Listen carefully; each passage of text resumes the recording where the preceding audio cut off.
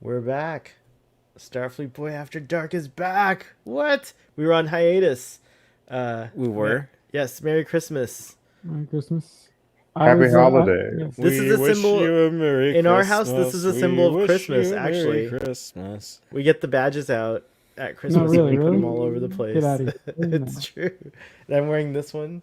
I have this one, and actually, I'm doing my first cosplay tonight, which is Kelvin, Wrath of Khan era, like You're making cosplay. shit up. No, I. No, He is this literally it's making like it up a- as it goes. look, It's it like, even has, like- it's look, Kelvin Look, it has like and a Wrath tech- of Khan. Look, it has like a rank and like thing here, and then Blake look, see, 7, It's like, no, it's like and, a casual, like a um, like when sliders. Kirk wears like a t-shirt, Slider. you know. Yeah, You know, but like, you know it's what? like- You know I what? don't know. You know what, Starfleet Boy? I think you gotta try a little harder with the cosplay thing. No, this is a little really hard. good. It's a Kelvin Alright, thing. alright, Like it's a alright, black alright. Yeah. shirt, a t-shirt, a black you know, like when they remember when they were running around in the black t-shirts. No. Yeah, Yes, yeah, right. I love the black t-shirts. I love the black t-shirts too. I Who thought that had was a black great- T-shirt? Spock, Kirk did. Kirk did. Kirk, and they were running around somewhere. Was it the mission on the Narada? Yeah. When they There wasn't a when they- black. Yeah, There when wasn't they a tried black to- T-shirt. It was like a Uh, black undershirt, but it wasn't a undershirt T-shirt. or whatever t-shirt. Well, I have to tweet this out, and I don't know if I sent the link to Ruben, so I'll be right back. Semantic. right? Make it show. Father is a senior officer, so he's actually in Oh, charge. shit. But anyone else can. Well, do this it if ship they ain't want. gonna fare very well, is it? So, Father, how you been doing? We haven't been on stream together. How you been doing? I'm fair. You had a big show tonight. We did Prodigy season 1 episode 5, and we did the Disco season 4 premiere both. Mhm. So a lot of Cool. ground to cover. Yeah, I'm gonna have to figure something else out because it took me 8 hours last night to get my notes and my screenshots and everything in order for that. So that's not something I can do every week. And in January, we're gonna have new Prodigy and new Disco every week for Oh, 5 wow. weeks. Mhm. Yeah, I'm pretty sure your head's gonna explode for that Yeah. that 5 week stretch, right? But it's fun. I'll never complain about having too much Star Trek. Hey, it's When new Star I was a Trek, right? kid, we had 2 episodes a week all the time. And Voyager and DS9 were both on. Mhm. So this is kind of like normal for me. It feels like we're getting back to normal. You know, I had totally meant to tune in to your stream tonight, but I started watching King Richard, dude. Man, Oh, yeah. King Oh, that was Richard probably was a better. fucking good, dude. Yeah. Like, I did not think, so I was like, oh, like, this doesn't sound that interesting, but I do like the Williams sisters, but then I was seeing like the positive buzz around it. So I said, okay, well, I'll give it a shot. So I was going to go to the theater to see it after the gym, but I was like, oh, well, it's on HBO Max. Why pay, $25 to go and see it, But yeah, dude, it was like really good. It was really well acted. Okay, the Williams sisters. Well, so I guess I should have expected a sports movie. So it was totally a sports movie. Like there was a whole lot of tennis. The young lady who played Venus Williams was really good. Like she was a good actress. She was well written. She did the physical stuff of the hitting the ball really, really well. You know, um, I loved the relationship that was portrayed between Serena and Venus Williams. Like you can see it in their adult life and when they were teenagers that they are the closest of sisters, and best friends, and that was like a thing that the movie portrayed that they had like since they were girls. Um, but yeah, dude, like King Richard kicked ass, dude. Like you guys gotta watch it, dude. Even if you don't like family dramas or sports movies, I think that you'll really, really like it. Do you feel that Will Smith was like angling for an Oscar with his performance in King Richard? I mean, can you tell that someone's angling for an Oscar in their I can, performance? yeah. Isn't I like can. every time an actor is acting like Yeah, sorry. Hey, Terrence. Ruben. Ooh, sorry to interrupt, Father Rico. Hey, Ruben. Ruben, do you think you can tell like when an actor is like they're trying to get an Oscar? Like, do you think like they perform differently? Real quick, Oz the Great and Powerful is interrupting just for a minute to say, Ruben, do not talk about Ghostbusters After Dark. That's going to be for after Father and I have seen it. I mean, what is it called? Afterlife. Don't talk about Ghostbusters. Dark. Ghostbusters After Dark. That's The next one. Yes, that'll be next week's or sometime in the future after Father and I have seen that. We want to save our opinions for that one. So No problemo. no. Okay, great. Yeah, I guess All I right. should see that soon. Maybe Monday me too. night I can see Me it. too. All right, I'll be back. Sorry, still, you're still in charge, Father, and watch out for Q. Ruben, I was telling the boys how great King Richard was. I think that you should watch it. Like you're a Floridian, you Who's might in be King Richard? Who is that? Will Will Smith. Smith. He's Serena and Venus Williams' dad. Oh, okay, yeah. Dude, it is so well acted. Like it was a movie that made me smile a bunch. Like Richard Williams is really funny. Like something that I was thinking about is that like watching Richard Williams over the years, like Richard Williams kind of has a speech impediment a little bit, and I was wondering how Will Smith was going to pull it off, but he didn't talk like as as in an extreme way, as Richard Williams, but like you could still like hear him doing Richard Williams. Um, and yeah, like I thought it was really good. Like I feel like Richard Williams. I mean, um, uh, I'm saying Will Richard Smith. Williams, Will Smith. Yeah, dude.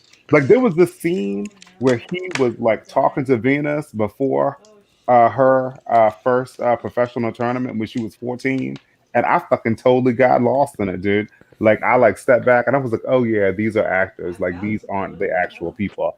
Like gosh, man, the acting was so good, and I can't tell if he's trying to win an Oscar. Like I don't know, but Well, I I think mean, to answer that question, all the actors I've worked with, I would say no. They don't think about those things. What happens is if the material's good, you really get into it. And so I don't think there's an actor who's in the back of their mind is playing a role and going, oh, I'm going to win an Oscar for this, Especially Right. nowadays because so many actors use method acting and you're so into it that you can't let things like that, you can't let those thoughts kind of distract you. So, and then Will Smith is a class A actor when he wants to be. But sometimes it sure does feel like it. I think actors might seek out working with certain directors or working on certain for projects that they think will be Oscar worthy. But yeah, I don't think when they're doing the work, I don't think that's a factor. Like what I would say is probably like Will Smith maybe read the script to King Richard and was like, "Oh damn, I could win an Oscar with this bitch," and then he got into it. For that I could see happening for sure. Yeah, but I don't think like he walks out onto set and is like, okay, maybe if I like cry just the right way when I'm reading this dialogue, No, that would never work. Yeah, No, that doesn't. No, my grandfather is a huge tennis fan, and he loves Serena and Venus. So tomorrow I'm actually gonna just tell him about the movie and have him check it out and see what he thinks because he's a big tennis fan. dude, he will love King Richard, dude. He'll love it. Yeah. I like the Williams sisters, and I like something that I don't know, like I mean I don't feel jealous of my little brothers, even though they have things and have achieved things that I have not in my life, but I don't feel jealousy of them. Like something that I've like thought about like Venus and Serena was like, Venus is the older sister, like she came on the scene first. And then she was surpassed by her younger sister. But Big time. like, I feel like, you never saw like Venus be like jealous. Like she's only happy for her sister's success. Well, Peyton and Eli Manning, they have another brother who never quarterbacked in the NFL. That I can't remember his name or know anything about him, but I don't remember his name either, but their dad was a quarterback in the NFL who never achieved anywhere near as much as they did. Yeah, but he had 3 sons, and 2 of them went on to not only play Archie, I believe. To not only Archie's play in the the dad. NFL, but they led teams to multiple Super Bowl victories. Mhm. Eli and Peyton both, two. I mean, let's be honest, like 2 of the best quarterbacks of the 21st century, Mhm. and then they have like another brother who is didn't even go pro. So Yeah. I don't know if he feels jealous. Mhm. Yeah, I don't know. It's just interesting. I mean, because jealousy and like envy is like a very human thing. Well, I'm sure it's like but anything. Like there might be moments, everybody has down times. Everybody has that kind of imposter syndrome where everybody has that kind of you feel like you're not as good as you think you are, and so I was reacting. I'm sure once in a to while, what Ruben was saying. I'm sure once in a while Peyton and Eli's brother is sitting in a room by himself. He's like, "What the fuck, bro? Why not me, bro?"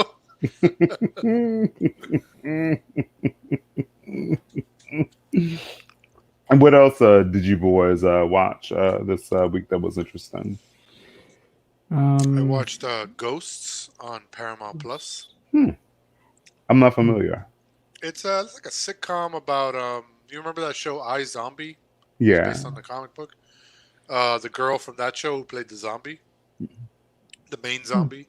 Yeah. It's her and like her boyfriend inherit this old house, and when they move in, it turns out there's a shit ton of ghosts that live in the house, and she ends up hitting her head, and she gains the ability to speak with the ghosts.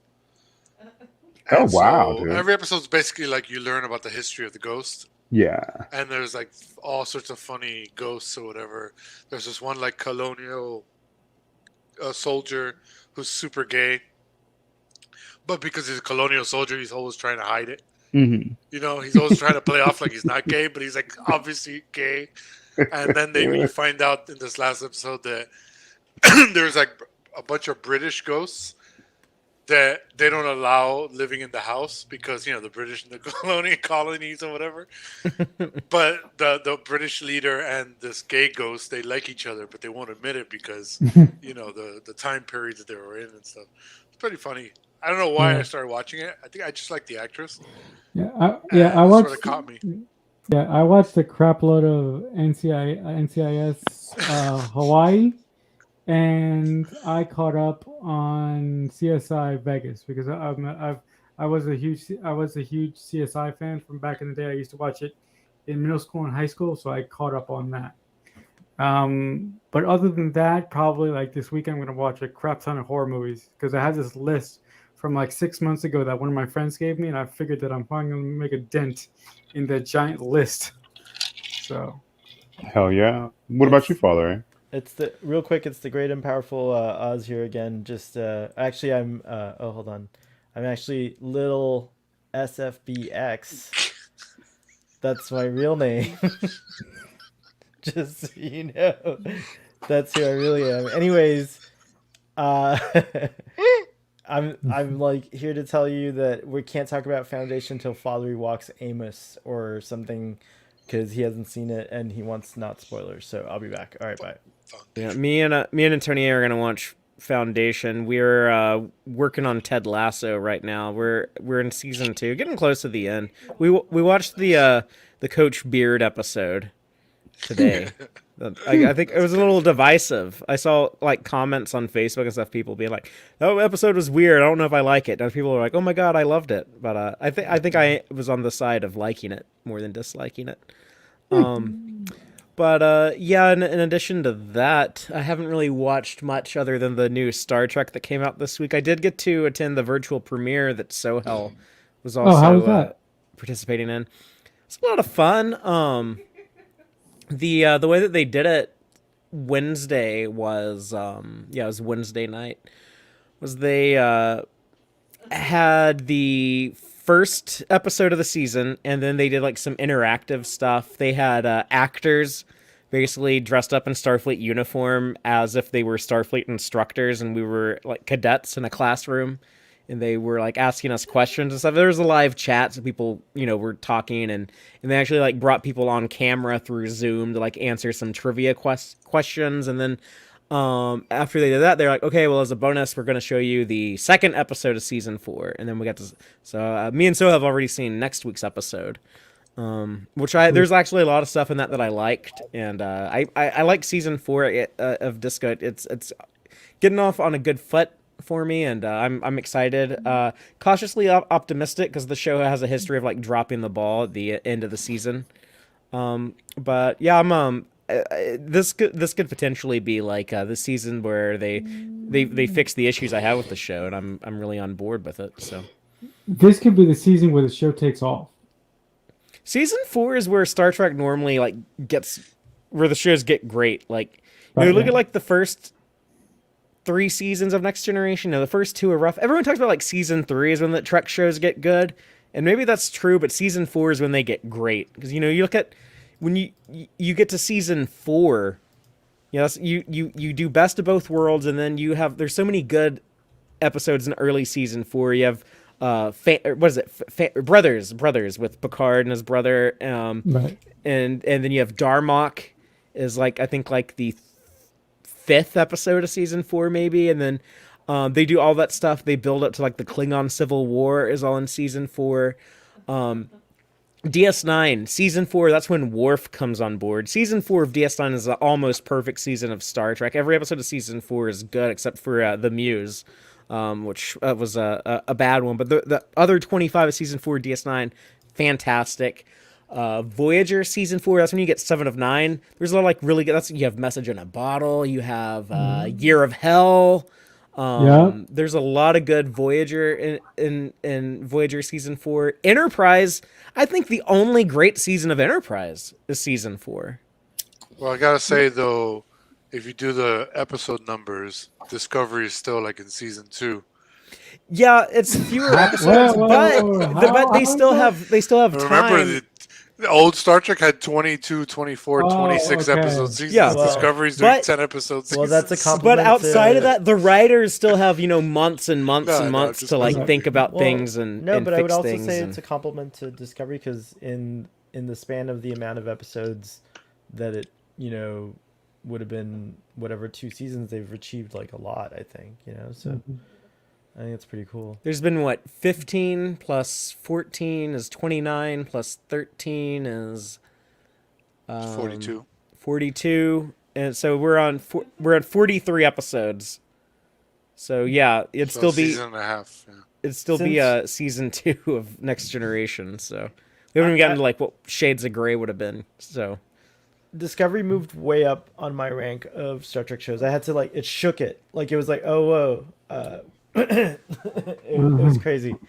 What is it right Choked up. now? I'm choked up. I have to do the list properly to where I think about it. It has to Is it in take a your day. top 3? It is right now because the season just started. the 6 recent- months from now, it'll drop back down again. I'm gonna say top 5. When Picard season 2 comes out, that'll take it over, and then when season 5 comes out, it'll come back.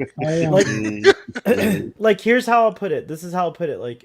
Ignoring the shows that are already complete, let's just focus on the shows that are running.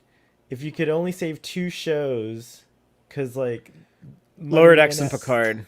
So that's yours, right? So mine is Picard and Discovery, and I hate to say it, but I would sacrifice the animation. I'm sorry. I would just be like, no, it's gonna be Picard and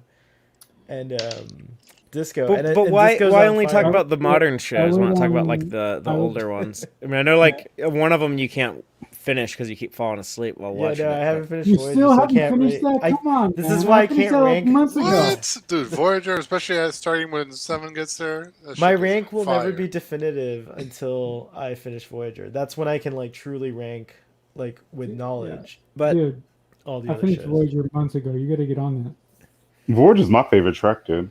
I'm I know, gonna start that's why I'm watching watching Discovery and finish it before you finish Voyager. I'm weird in that in my top 3 favorite Star Trek shows, I think I'm the only Star Trek fan. The Next Generation doesn't make my top 3. Oh Really? wow, But Next Generation is my number two. Huh. So, Okay. so what is your top three then? Deep Space Nine, number one. Okay.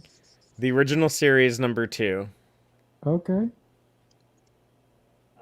Y'all ready for this? Yeah. Y'all ready for this? Lower Decks.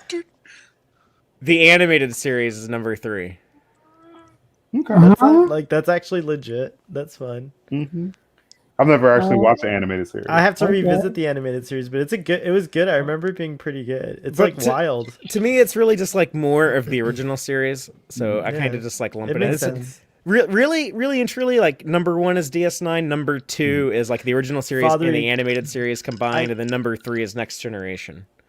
Father, why don't you make it call it Toss Tass? Toss Tass. It's one big show. It's Because like, I don't want to sound like a moron. So that's why. like, you don't think like that Today works? on Like, Tostas. yeah, it's like, hey, what's We your are favorite Toss show? Tass. What's your, A lot you of people say- call the Batman animated show from the '90s. A lot of people call it BTAS. The Batman the animated series, or BTAS. BTAS or Starfleet BTAS. boy, you are drunk at 11:30. That is ridiculous. It's not. That's not ridiculous, and I am not drunk. Actually, I am exhausted from a long day of work, and I may have had a little bit of medicinal aid tonight with a Oh in my the form of a God. gummy. This show. It might be that, but I haven't drank yet. I have to make my martini, but I had to tend to my cat. So, do you guys mind if I go make my Do martini? your thing. Anybody Father, watch Arcane on Netflix? You Father, need to set up a bar next to your computer where as long as you go get a drink. All right, make it show. Father, I agree with you. I think that Deep Space Nine actually is the best track. But it But ain't the your thing- favorite. But the thing about it is that, like, once the Dominion War starts happening, it just gets too fucking heavy, man. Oh yeah. Like, there's just heavy. like too many people die. Like, I don't like shapeshifters in storytelling. There are such hard stories in Deep Space Nine that are painful to watch. And I don't know, dude. I prefer my TV watching to be like light and carefree. Yeah, I personally love DS9 because it gets darker in the later seasons, and I love when Star Trek goes that way. That's why I'm kind of partial to the storytelling on Discovery, because every fucking season there's got to be like this end all thing that's going to end the universe. Mhm. But I completely understand with fans like you, Jackson, Lazy that want to Rick. keep that. Shut up. Excuse That, me. but I completely understand that from other fans like you, Braxton, that want to keep Star Trek in the later mode, that want to keep Star Trek lighter than serious all the time. Yeah, I mean, I don't mind like a gripping story, but man, like Deep Space Nine, like all like the people who die, like the things that the shapeshifters do, like Well, there's something to be said for like, because like I always say, in my opinion, the best Star Trek series is Deep Space Nine. No other series even comes close to it. My favorite series is TNG, but that's because I think I just grew up with TNG. It came out when I was 11. It's it was Star Trek coming back. It was the big deal. It was like all this shit, and I was already a Star Trek fan at that point. So my favorite is TNG, but I think also TNG and Voyager have the advantage that like they're easier to like watch random episodes. Whereas with Deep Space Nine, if you're gonna watch a random episode, sometimes it's like, oh fuck, I gotta like pay attention to this shit. Yeah. Because this is like an episode, yeah. And so that's why I think kind of what you're saying, that like it's Deep Space Nine is so heavy that it's like you can't just pop up an It's episode. not that comfort food that like Yeah, next yeah. generation can Where you easily can put on be. Data's Day where Data has a little fucking girlfriend and shit, and you're like, Data's got a girlfriend. There's just a certain TNG does have like this beautiful warmth to that cast when you see the Enterprise D crew, and just knowing like it helps know like the actors are just best friends in real life, and they're in each other's weddings and stuff, and they're like the godparents of each other's kids, and like they're so connected. I've heard like Will Wheaton I think talk about one time like they have like a group text that they're always like, talking to each other, like all pandemic. They were just like messaging each other in like their group chat, decades after they did the show together. And when you watch that, it's like, we know those characters are so well defined, and those actors are so good at being those characters. Like they feel so real. They're like people that Like it feels like, oh yeah, like I know Worf, I know Troy, I know Riker. Like they're like real people that I can go back and revisit. Yeah. I feel like Cisco would scream at me. Yeah, but I'll tell you what. If I could enter the Star Trek universe, you know where I'd want to go? I'd want to dock at Deep Space Nine, walk out onto the station, set foot in the promenade, go straight to Quark's bar, sit down at a chair next to Morn, and get a drink at Quark's. That does sound really fun. I feel like if I could go anywhere in the Star Trek universe, I want to go to Raza. That'd be fun. Like, yeah, dude. Get my Horgon. Dude, I want to go and have a whole lot of Jamaharan, dude. Get me a This couple boy of like, yeah. brown. This boy like What's Shimahara. This boy like, sorry. Did anybody watch Arcane on Netflix? I don't know what that is. No. It's an animated series based on. I'm not a fan of the game, or I've never really played it, but it's based on League of Legends. Okay, I know. I've heard of that game. I ain't never played it, but I know what it is. Yeah, I've never played it either, but the animation is fucking gorgeous. Like it's a French animation studio, and it's half hand drawn, half CG. So it's like a hand drawn CG. It's really cool. It's really neat, and the story's really cool. Very gritty, almost like a rated R story. Oh wow! They released 3 episodes, I think. Oh wow! So it's pretty. Dude, Netflix is hitting on all cylinders these days. Like, I watched a movie called Passing last night, dude, and it was hard to watch. Like, I don't like to watch movies like set like in like the 20s and 30s and and even like later than that. That are like about like discrimination and like race and stuff. But gosh, I forget the name of the actress, but the woman who directed it is an actress. Her name is Rebecca Hall, and its inspiration is that her grandfather, is a person of mixed race who Tessa Thompson. I love Tessa Thompson. She's an actress in that. Yeah. I interviewed somebody from this. I interviewed somebody from this movie. I don't know. Yeah. It was a couple years ago. Sorry to cut you off. Go ahead. Oh no, it's fine. But the woman who directed it, like her grandfather, the inspiration for it was her grandfather was a person of mixed race who passed for white, like back in the 20s. So she had read this book called Passing. And it reminded her of of someone that she knew. So she wrote the screenplay, and it has Tessa Thompson, and I forget what the other actress's name is. But it's a really striking story. A lot of people are actually passing, in terms of like the sexuality. They're like hiding, like whatever, but. Yeah, it was interesting. It was shot in black and white. It was a beautiful film. It was kind of painful to watch, but it was really good. Like it's a good Netflix movie. Ruth Negga was the other actress. Yeah. I interviewed the music supervisor. I looked it up online. And the music was really good because this did a lot with like silence and just like some like light music in the background, like giving you a feeling. Passing was really good. I'll check it out. And I've never heard of it. I don't watch Netflix much these days. I'm more of a Hulu person. What do you watch on Hulu? Those are the 2 streaming services I watch the least, is Netflix and Hulu. Yeah, well, on Hulu, I canceled my Hulu last year. On Hulu, I see. I don't have traditional cable, so I get my cable from Hulu Live TV. So I watch a lot of sports on Hulu, but I watch a lot of Buffy on Hulu because I'm too lazy to just walk like 10 feet to my shelf and grab my classic DVDs that are basically falling apart. So I watch a lot of Buffy and Angel on Hulu and stuff like that. But they also Man, have some.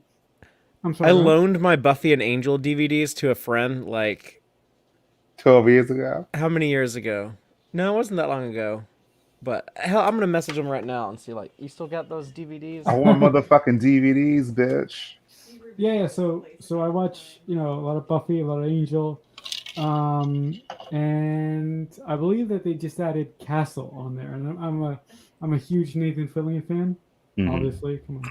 So I watch Castle sometimes. Frasier's on there too. They have a really really good selection, and I like their layout much more than I do Netflix's layout. Because Netflix's layout is like walking into Walmart. Hulu's layout is like walking into like Costco or something. It's like much more organized. Like the chaos seems more organized to me. I don't know.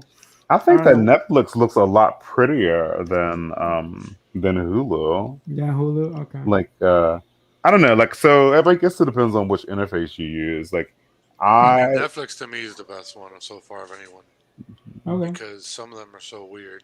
like the black and red looks slick. Like I don't know. I feel like that like orange and like green from the Hulu. Oh, I just mean like in the you The log layout? in, big thing of whatever advertising, Mhm. whatever you watched last, whatever's popular. Like Right. it's all very much like boom, boom, boom, boom. What is that for? Oh wow, that's us. Screenshot. That's I us. finished watching the I Know What You Did Last Summer series on Amazon Prime. But what do you think of it? Oh man, it was just fucking raggedy trash. I loved it so much. It's so bad. It's so bad. The ending was just like, what the fuck? Mm. There's just a raggedy trash. It is. It's just like it's like C movie. Like it's. I can't help it. It's the live feed. Yeah. Watch, I'll do it in a few seconds. We'll do that. Is it gonna do it? Oh, there it goes. Sorry, Trev. But yeah, I mean, if you want to watch some raggedy trash, it's like R-rated as fuck. And it's like there's one episode that I was like, dude, this is borderline like Skinamax. Like, I guess Amazon Prime just doesn't give a shit.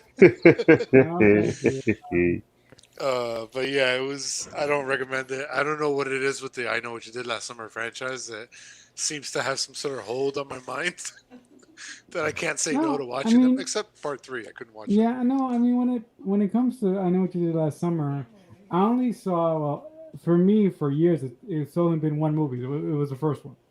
But this Halloween, like one of my friends finally convinced me to see part 2, and I was like, part 2 is like the most ridiculous, dumb thing I've ever seen, but it was fun.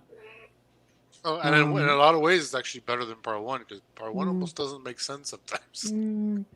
But but part 1 is special to me because you know why. J-Love, baby. So yeah, I haven't seen part 3, and I have like part 3 is awful. I couldn't even and you know me, I can watch some trashy shit, but like, I 20 minutes, and I was like, nah, I can't do this, man. You gotta at least try, guys. You gotta at least try. Come on, man. I've seen indie movies try harder than this shit. Right. Hilarious. I'm back. Hey. I'm back. Welcome back. Afterlife. I have my There's a stuff question. I together. won't talk about it, I promise. Wait, Do what you were we guys- not talking about? Hold on, sorry, I'm sorry. Do you guys have any like interest in seeing Belfast, the new film from Kenneth Branagh? Yes, No. because Like it's the- Kenneth Branagh, for sure. Belfast is in like Belfast, Northern Ireland. Yep, Yeah. No, because I was wondering. he's like, my if- favorite director after Oh, Steven really? Spielberg. Get Yeah, outta Kenneth here. Branagh, probably. Yeah. Get out of here! Oh, I agree How with come I didn't Geek. know I this? agree with Geek too with the IMDb. Oh my god, I'm not paying attention to the comments at all. Sorry guys, there's How a lot come- going on in How come I After didn't know Dark this? behind How the come I didn't scenes. know Sorry, go. By the way, have you seen the new like promo spots for West Side Story? Anybody? No. Oh, wow. No, they Oh, I'm released it. sorry. What happened? What was that about? I didn't think that I was a fan of Kenneth Branagh, and then I saw that he directed live action Cinderella, which is like Yes. my Yeah. favorite movie. So it's like, okay, Yes. I'm a fan. Yes, he's great. He can do anything. I want him to direct Star Trek, in fact. Um, I think that'd he'd be be a great Star Trek director. Don't you That would think, be Father? interesting. What do you think, Kenneth Branagh? No. Yeah, I could see him doing like a Star Trek movie. I don't think he'd want to work on one of the TV shows, but no. Oh no. But he I could mean- do TV. That could be his foray into TV. I don't Hello. know. We're He going to he is direct- he is enough of like a mercenary director that I think he would do, someone Yeah, I else's like that. story. I mean, like he did Thor for Marvel, and then he did Cinderella for Disney. I guess Marvel is Disney now, but it wasn't back then when he directed Thor. That was Mhm. before the Yeah. Disney Repurchase. acquisition. So, yeah, I could see him doing a Star Trek movie, but instead the next Star Trek movie supposedly is going to be directed by the guy who did WandaVision. So we have that Marvel director instead. That's interesting. But Yeah. I'm really 2023. I'm really curious if it's gonna be like I'm praying and hoping that it's gonna be in the Kelvin universe. But if it's not, do you guys think it's like gonna be like a new story with a whole new crew, or do you think it's gonna be Kelvin related? It could be both. It could be a new crew, but within the Kelvin universe. Huh. Is also That'd be another cool. option, which I think it might. I- I don't know. Like it is like Bad Robot is still going to be the Yeah. production company on Yeah, it, yeah, so I so think yeah. it could easily be a Kelvin movie, but not necessarily. Mhm. The thing is that the guy, I keep forgetting his name, but he was the Nickelodeon CEO, and now he's in charge of all of the whole thing of like Paramount Pictures and the Paramount Plus, and Is it still Viacom, the parent yeah. company? Yeah, yeah, so but- Viacom, yeah. they put the guy from Nickelodeon in charge of all of it, and he still runs Nickelodeon. But he seems to be like really interested in doing Star Trek stuff, and he's also wanting a bunch of. It's kind of what a lot of the streaming platforms are doing, but they want synchronicity between their movies and between their TV shows. That's why Disney Plus does a lot of Star Wars and Marvel shows, right? Because those are connected to those movies. We're starting to see that on HBO Max. They have like this Peacemaker show that's going to be tied to the Suicide Squad. They're doing a Dune show tied to the Dune movie. They're doing like that Batgirl show and the Gotham Police PD show. So and some other DC stuff. So they're trying to make it where the movies that are coming out in the theater and then the shows that are streaming at home have some connective tissue. Star Trek has been doing movies and TV both since 1979. So I think it makes sense that there might be some more synchronicity in the Star Trek movies and shows, and I don't see the Kelvin universe as the way to do that. You would do that by doing, prime timeline stuff that maybe connects to some of the either the old or the current shows. And I kind of would prefer it to go in that direction. I think the Kelvin movies are good for what they were. They brought in a bunch of new fans. They carried the torch between the old Berman days and the current Alex Kurtzman days, and they I think they had a good ending in Star Trek Beyond, and I think that's a satisfying place to stop that trilogy. But if it's another Kelvin movie, then I wish them good luck. I hope it's good too. I think there doesn't have to be any more of a distinction. I think Star Trek Discovery, what it's done, in my mind, a good job of, is bridging the Kelvin and Prime phenomenon, like the split. It is kind of like merged it with like some of the stuff that came up last season, and as it continues to go on, I think I no longer think of the Kelvin timeline as anything but Star Trek. But yeah, it takes place in another universe, but it's still Star. I don't know. It's a weird. I don't know how to describe it, but Star Trek takes place Discovery. The thing Sorry. is that like Yeah, I don't care about stuff as much if it happens in those movies, because it's not like, okay, like the Kelvin timeline. They like establish like Spock invented the Kobayashi Maru test, right? Mm-hmm. But I don't. Does that mean that Spock did that in the Prime timeline? I don't know. Maybe. So it's like everything that you do over, and those movies are can still be good on their own merits. But everything you do over there is just gonna, for me, for what I like most about Star Trek, with like the rich universe, anything that happens in the Kelvin movies is going to be less meaningful than if it was something that happened in the Prime timeline, where it's like permanent, where this is like a permanent fact. This is something that like happened. It has its history. It's in the books. Where if it happens in the Kelvin time, like, yeah, I don't know, maybe. Now, for me, well, when it comes to the Kelvin timeline, I'm biased. You guys know this, but for me, the Kelvin timeline is like this really cool alternative remix of everything that happened in the Prime timeline. So that's just me, you know. Spider-Man is doing this very well. I'm and a simpleton, so I think no, not at all. You're not a simpleton by any means. But I think. Did you guys hear me? Control your Yeah, I hear you. Am I on a delay? Are No, you on a delay? I don't think so. I mean, That's so weird. Look how beautiful Ahsoka is. I'm tripping Oh, out. I love my cat so much. There was a temporal distortion around me, and for some reason, something Marcel said like echoed, and then it felt like there was a delay. I don't know if that was like the internet. You know how it kind of stretches sound sometimes when it's slow. That never happens to you guys. Sorry. Whoa. Okay, trippy. Anyways, what was I saying? I don't even remember. Oh yeah, Spider-Man does it really well. I think Spider-Man's about to do this merging of the different like storylines and timelines and all that in the upcoming film No Way Home. And did you guys hear that Lil Nas X wants to play Miles Morales? What do you guys think about that? no, he's too damn old. He's not. Do you think so? And can I he feel even like- act? Like, he can't even sing good. Can he act? What if he's like Lady Gaga? Like, what if he's like Lady Gaga? What if he's like, okay, I don't know about Lady Gaga's acting, but he is like Lady Gaga. And like, I'm not, like, Lil Nas X gets a lot of hate, and he doesn't deserve that. I mean, like, there's people who want to like protest him and stuff, and like, Thank you for saying that, I'm not part of that group at all. But my whole thing with like Lil Nas X is the same thing with like Lady Gaga. It's like, you make the most generic ass simple music, and so you have to act fucking bizarre as shit and just go fucking weird as hell to make yourself stand out, because your music ain't that impressive. You think Lil Nas I think that X's about music Gaga is and Lil generic Nas X. and Gaga? Wow. Yes. We'll never talk about this. Neither one of them can write fucking music. Neither one of them could write fucking music to save their fucking lives. That's why they have to act so goddamn weird. I mean, at least when Prince did that shit, he was writing some phenomenal stuff that was like groundbreaking. And I don't know Prince, enough I about never, Little Nas X Lady Gaga. is groundbreaking. Little Yeah, I think Nas so X too. is pushing I'm with is pushing boundaries.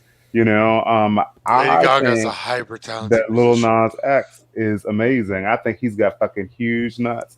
He doesn't give a fuck what people think about what they think about him. You know, so the thing is, you know what? Like, it's interesting. Like, lives are really, really different. You know, like in my life, the people who I interact with, they love Lil Nas X. I don't know like people personally who hate on Lil Nas X. I know that, like, you know, there's people who are more conservative than I am. Well, that's what I'm talking about. Like, the people I see in like the news and stuff who are like pushing back against him.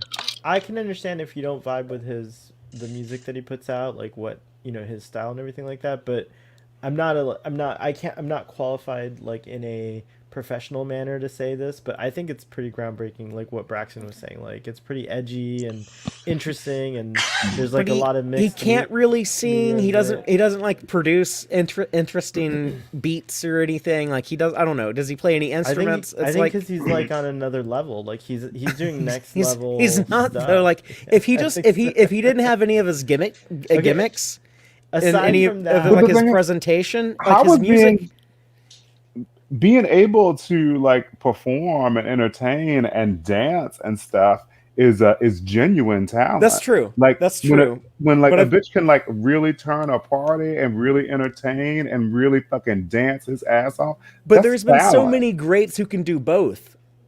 Like they can like. Not really. The point of Lady- being great is that you're in the few. Well, I'm saying he's not great. He's not in the few because there's people who can perform like We'll let- that, we'll perform let their history- asses off, put on incredible shows. We'll let history and a poll on Twitter decide this later. But I wanted to ask, like, what aside from his music or whether he has talent there or not, like as a personality, I think it'd be interesting to have him play Miles Morales. But you're right, he might be too old. Do you guys have anyone? What is Lil Nas? He began playing trumpet. How old is Lil in Nas fourth X? grade. I don't know, but Miles Morales is supposed to be in like 8th grade, and when I see Lil Nas Oh, he's X, I supposed to be see that like young? someone who ain't That's an 8th right. grader. Little Well, we Nas got- X is 23. Yeah, no, but like we got He's the a 8th He grader. plays the trumpet. Miles Morales is supposed to be younger than Peter Parker. Like, how is Lil Nas But in X the supposed to look continuity younger of- than in the Tom continuity Holland? in the continuity of Spider-Verse, you can have him go into high should school in the get next the film. little Like in the kid. He next was in middle generation. school. He was in middle school and Into the Spider-Verse. Oh my God, the kid from Chucky should play Miles Morales. Oh, which kid? The little black kid. Devin? Big black boy. Yeah. Oh wow, he Oh, would God. be interesting as He Miles would be Morales. great with Miles Morales. He's so nerdy. But Lil Nas X plays the trumpet since the fourth Mhm. grade. Oh, there I you didn't know go. that. That was something I found quickly here on the Wikipedia. The Wikipedia. Oh, by the way, I forgot to do this in the last stream. I had been asked by good friends who are employed by and do work for Wikipedia to promote this. I don't know if it's still going on, but I think you can donate at any time. But Wikipedia is a completely it operates on a staff that's paid through donations. Drug money. Wait, what? And so to make sure that like as the knowledge on what did you say? What? No, I didn't say anything. I'm trying to do a promo on my show and For you're the like Wikipedia. for Wikipedia, yes. Anyways, go donate so that Wikipedia has enough money to operate well enough so that they can review and maintain an accurate site, because it is pretty accurate and it's peer reviewed. So yeah, check it out. Anyways, Wikipedia and Wikipedia, please support. Thank you. Carry on, Ruben. What would you look up on Wikipedia? No, that was what I quickly found. He started playing the trumpet in the fourth grade. I don't think it's a matter of what talent he he majored has in or what computer acumen he science. has. Like, Father doesn't have to like his music. Oh wow. And yeah, sure, maybe Father was expressing it in a manner that was like insulting, perhaps, by calling it hot trash and garbage. I don't think he actually used those words, but like, I think I said generic. I think it's Whatever you very said, I generic. don't know. I haven't heard put it enough this of way. his If Lil music to Nas like make X an opinion about it. If you only knew Lil Nas X from like his music, like if someone just like here's like some MP3s of some music, and it was like Lil Nas X and then like a bunch of other top 40s music from like the last 5 years, nothing about his music would be You're so remarkable passionate to about you. this. None of it would be remarkable to you. I stand Lil Nas X. I'm Wait. not having can it. I want to know something. So, where's Marcelo? Where did he go? He couldn't take it, dude. It was too Oh, I know he's confrontational. done. We got Marcelo back, and now And he's same thing with like- Lady Gaga, by the way. Like, he's I'm not like, they're talking singling about out. I'm not Lil singling Nas out Lil X and Nas Lady X. I'll say the same thing about Lady Gaga. Could Lil Nas X play Miles Morales and Lady Gaga play what's her name? Spider Gwen. She's too damn old for that too. Like when Why they're do you want older. these teenagers? I played know by- one job you're not good at, so that's Casting? casting. Yeah. You guys don't think you guys really don't agree with those casting? No, not at all. That's like a powerhouse. No, I don't think they should do That's a a powerhouse middle movie. school Miles Morales. Like they should probably get someone a little bit like Mhm. early 20s. I mean, definitely. I don't know about Lil Nas X. I mean, we've never seen Okay, him but act are in we all? anything, so I don't know about giving him a role like that. That's Mhm. baby steps, you know. Mhm. Yeah, Even maybe Lady he can Gaga, Lady Gaga cameo. got to play smaller roles before she got Mhm. to the bigger Yeah. roles. So Let's that's let baby let's let Lil steps. Nas X. I'll give him a cameo. He can be a cameo. Mhm. You know what? He should be a villain. He should like ride in as like the Green Goblin or some shit. I bet he could do like I some would whack fucking ass write Lil Nas villainy. X his own damn superhero movie. You know, Brand new IP. I would Fuck that shit. compromise. I would compromise with this. Like, I think Little Nas X could pull off a Spider-Man themed music video. Montero the movie. Do you know who Yes. did that though? Was Prince did some Batman themed shit back in 1989, See, and I that would shit write was yeah. dope. Lil Nas X his purple motherfucking rain. How about Father that? Reese, twerking is a talent. Can you twerk?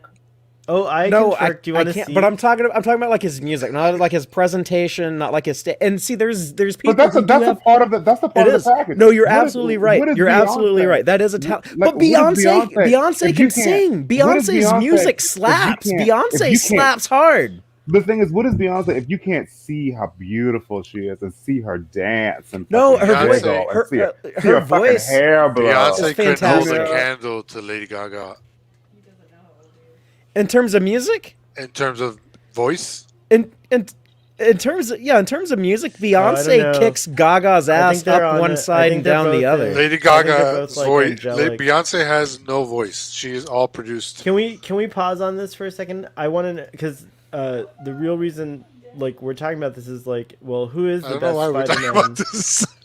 Oh, why- because of Miles Morales. It's because and I said, well, I had a controversial title tonight, which is who is the best Spider-Man? Why is it Lil Nas X? Because there was like an internet thing where he kind of put this thing out and it happened. There a meme got created and it was like, yes, let's cast.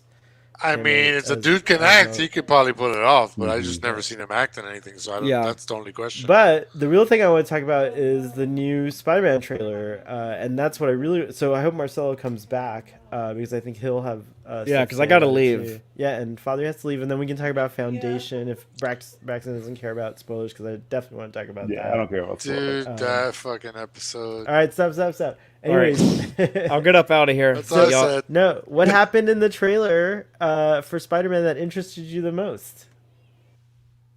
Oh, where'd he go? Oh, he doesn't talk. Oh, he doesn't talk about the The Spider-Man trailers. either. He doesn't like the trailers He for doesn't like movies. the trailers. He doesn't That's like. right. Come back, trailers. Father. I didn't realize that you're.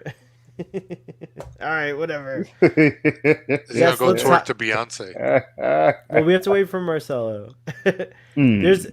There's a lot going on tonight on the But back we can end. talk about. Yes, that was Foundation. horrific. I would just like Oh, to somebody say, peeled their face off and found Oh my god, it's Yeah. fucking amazing.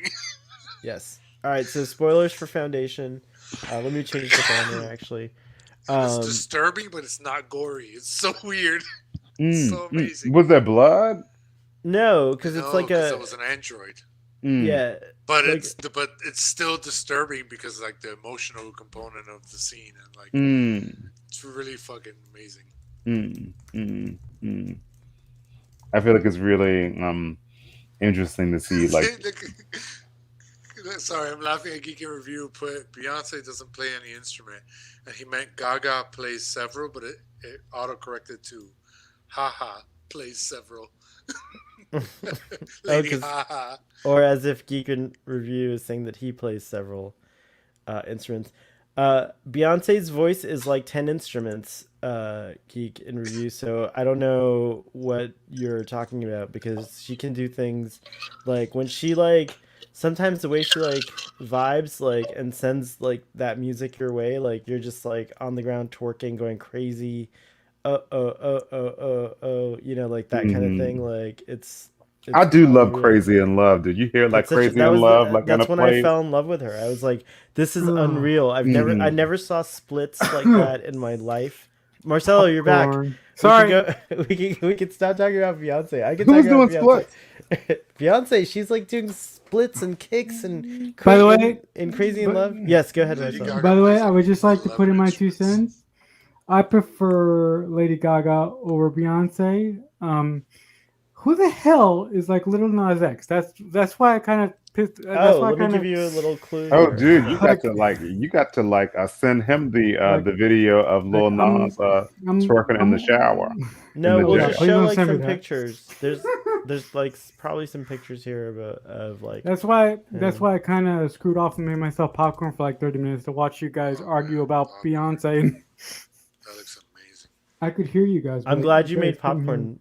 I was worried something happened, so I'm glad you're back. me. No. What did you think of the Spider-Man trailer, real quick, while I find this image of Lil I Nas loved X? it. Like I'm not Did like everyone going else crazy. see it? Did you see it, Ruben? Did you see it, Braxton? No.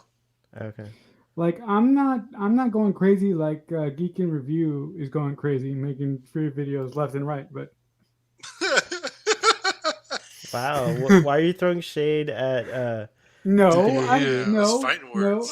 Is he awake? And does he want to Yo, come on? I don't see He him was in the seriously, chat. He commented about Beyonce. seriously, I am not throwing shade at Geek in Review because I work with the guy. So if I throw shade at him, he's not going to work with me anymore. That's true.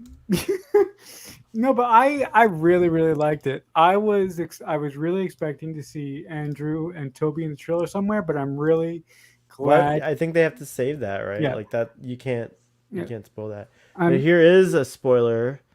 Oh, This yeah, is Miles Morales. Miles Morales right here as an adult or as a high school age person, perhaps. I can see it. I can totally see it. And they're like, look, they're chums. They're already friends. It's the best thing ever. Look at these Spider-Men.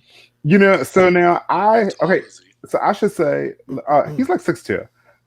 So I stan Lil Nas X, But not for Spider-Man. no, I really? actually want like a serious actor. You know, He might be. Did you know? No one thought Lady Gaga was going to be a serious actor. ish. She's super serious. Like, did you not But see A Star it's Is Born? taken her years. I have not seen A Star Is Born. Oh my God, you have to see it. Why do I want to see that trash, Between girl? 6'1" and 6'2" and around. It's not trash, Braxton. It's a really good film. It's not trash. I mean,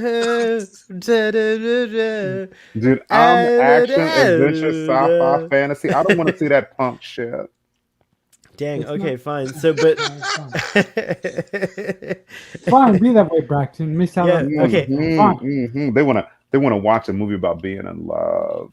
is it fun? Is it fun that everyone knows that Tobey Maguire and Andrew Garfield are going to be in the movie, but nobody's sure because no one's said anything. Like, there's no real Andrew leaks. Garfield said he wasn't in the movie.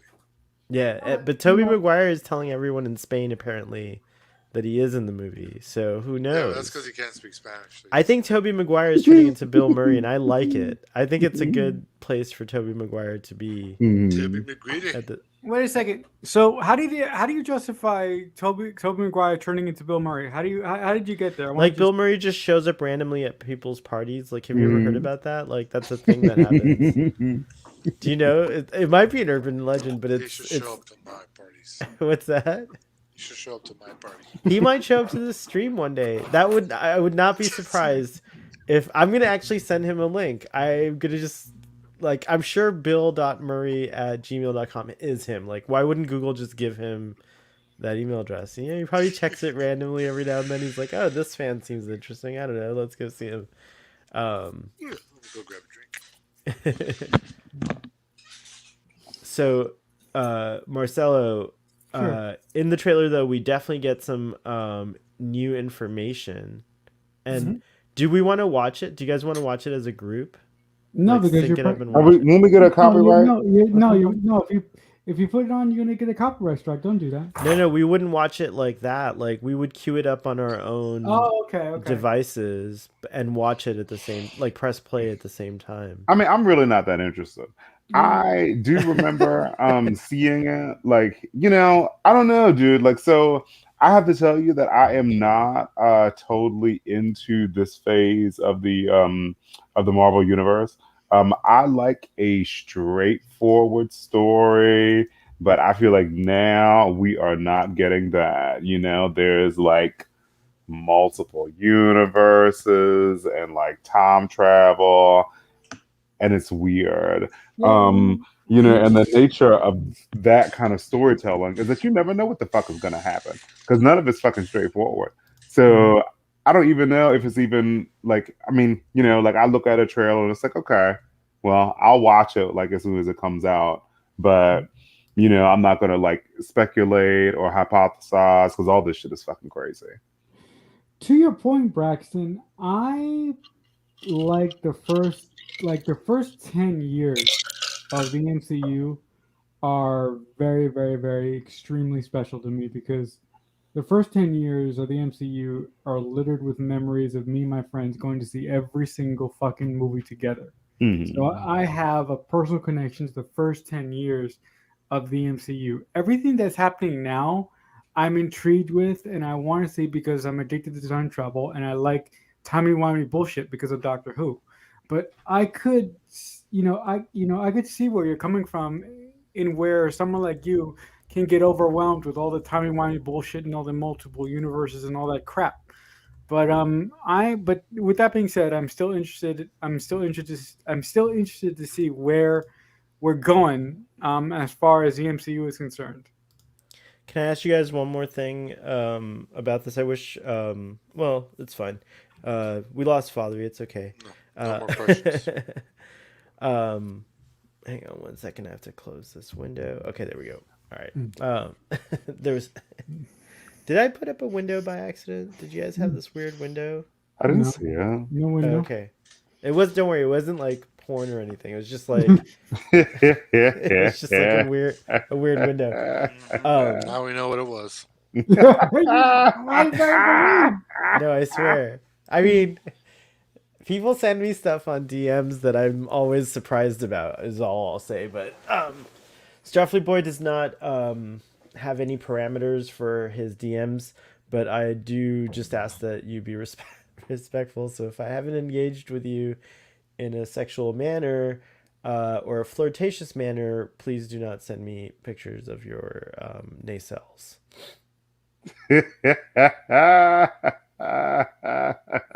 Unsolicited nacelle pics are No, I kind of enjoy seeing them, so I don't say any. Well, now I'm saying that's it. I ruined it. That's fine.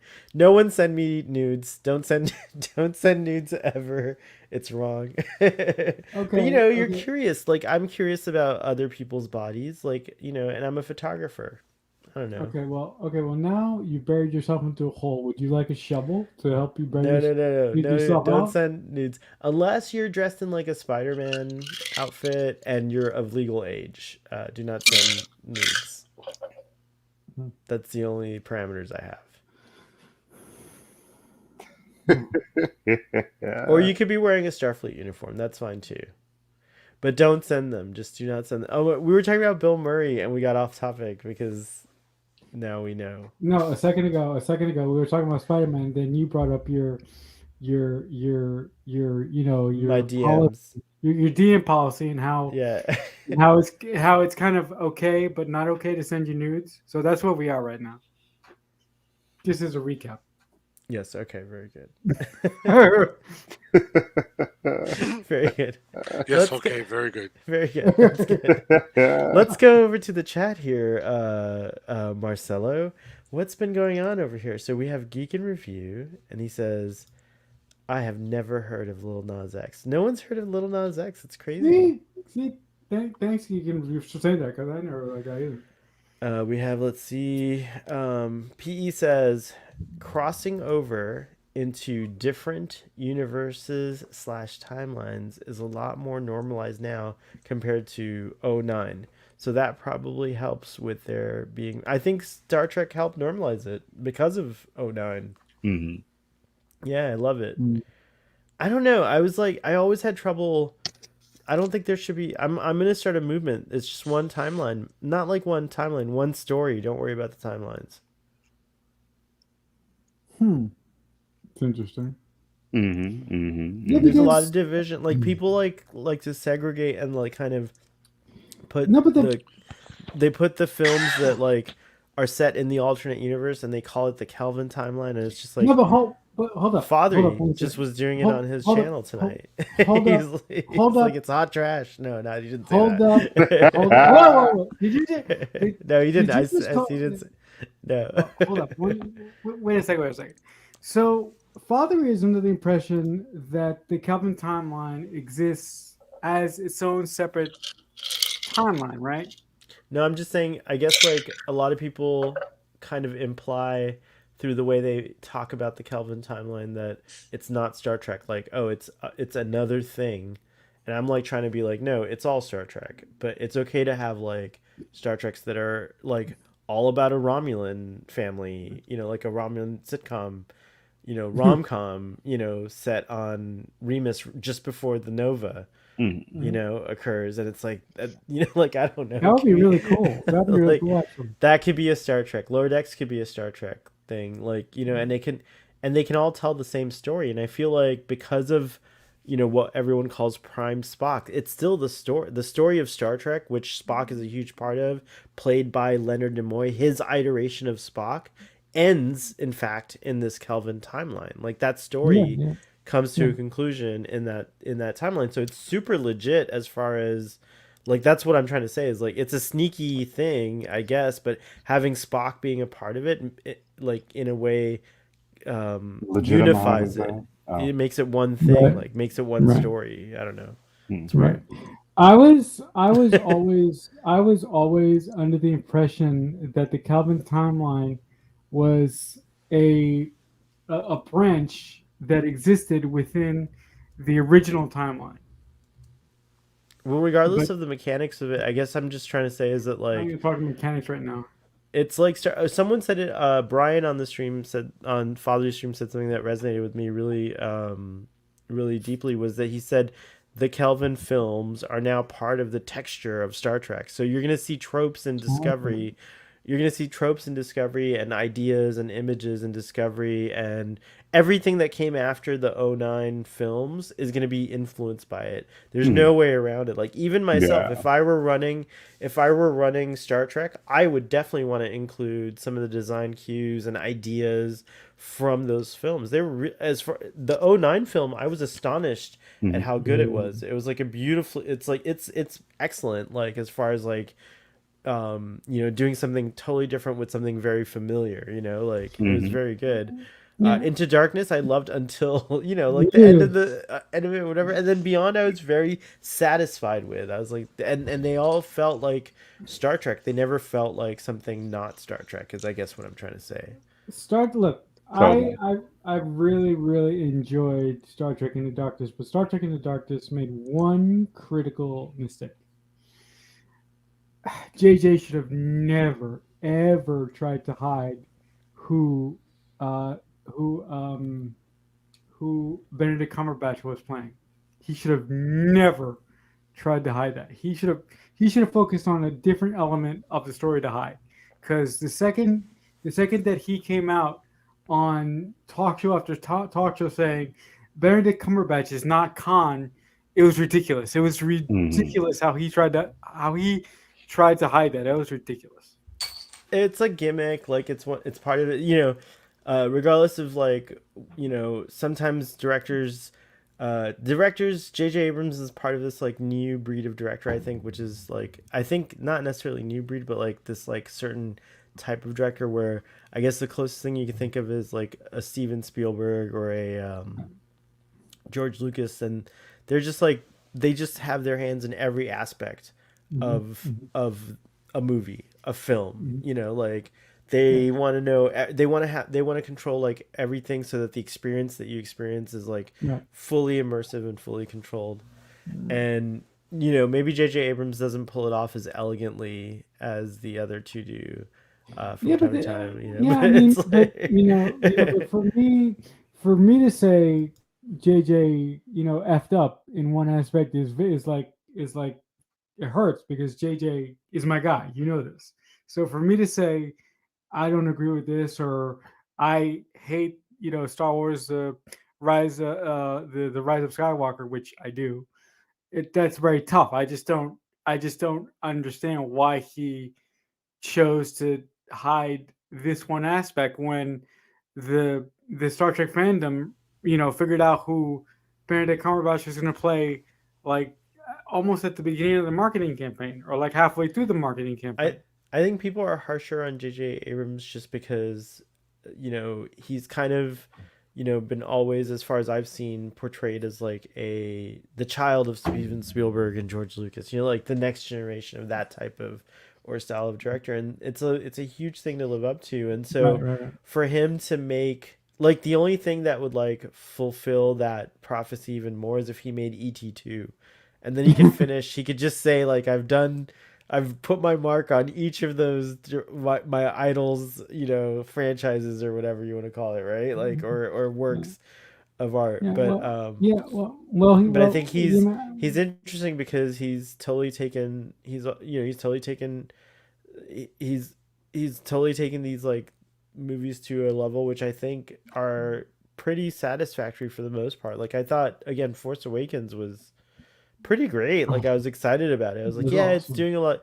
He's got. I thought he got. The concept of the tone poem pretty well, which I really liked. Like that's one of the things I liked about George Lucas's concept of the tone poem. Really like. I really need to go enjoyed it. scream for the next few minutes. I'll be right back.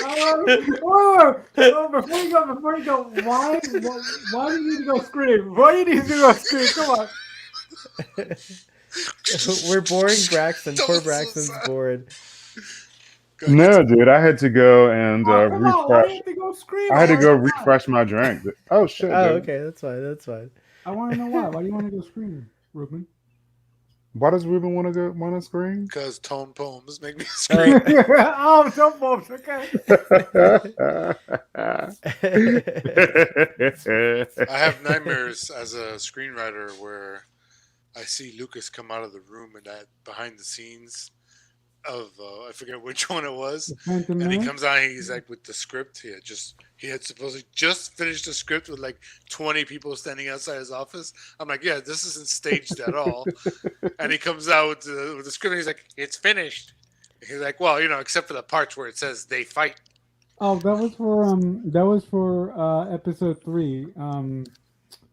Yeah, that was for episode 3. That was in the special features. The thing. Yeah, that was for episode 3.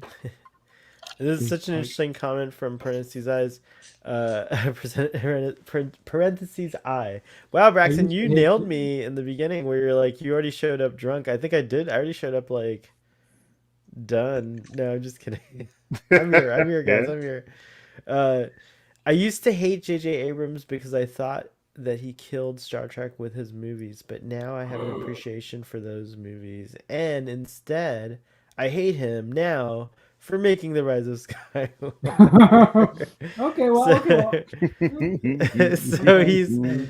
Okay, PE, if you don't mind sharing in the comments, what I'm curious about is what changed? What was the moment where you were like, I accept these movies as like Star Trek movies? Like you said you didn't like those movies. You thought he killed Star Trek, and then you accepted them and started appreciating it. So I'd love to hear about that. Braxton, what's your view on those movies? Do you like those movies? The 2009 and then Star Trek Into Darkness and Star Trek Beyond. Oh yeah, I love the newer Star Trek movies. Like for instance, I haven't seen most of the Star Trek movies that came before, like with Kirk's crew and even the TNG crew. I saw Nemesis, but like I haven't seen the other TNG movies. But I have watched all the new Star Trek movies. Like those 3. I have 2 on DVD actually. I like them. I really like Zachary Quinto as Spock. I love Chris Pine as Captain Kirk. I love Zoe Saldana as Uhura. I think they look really good.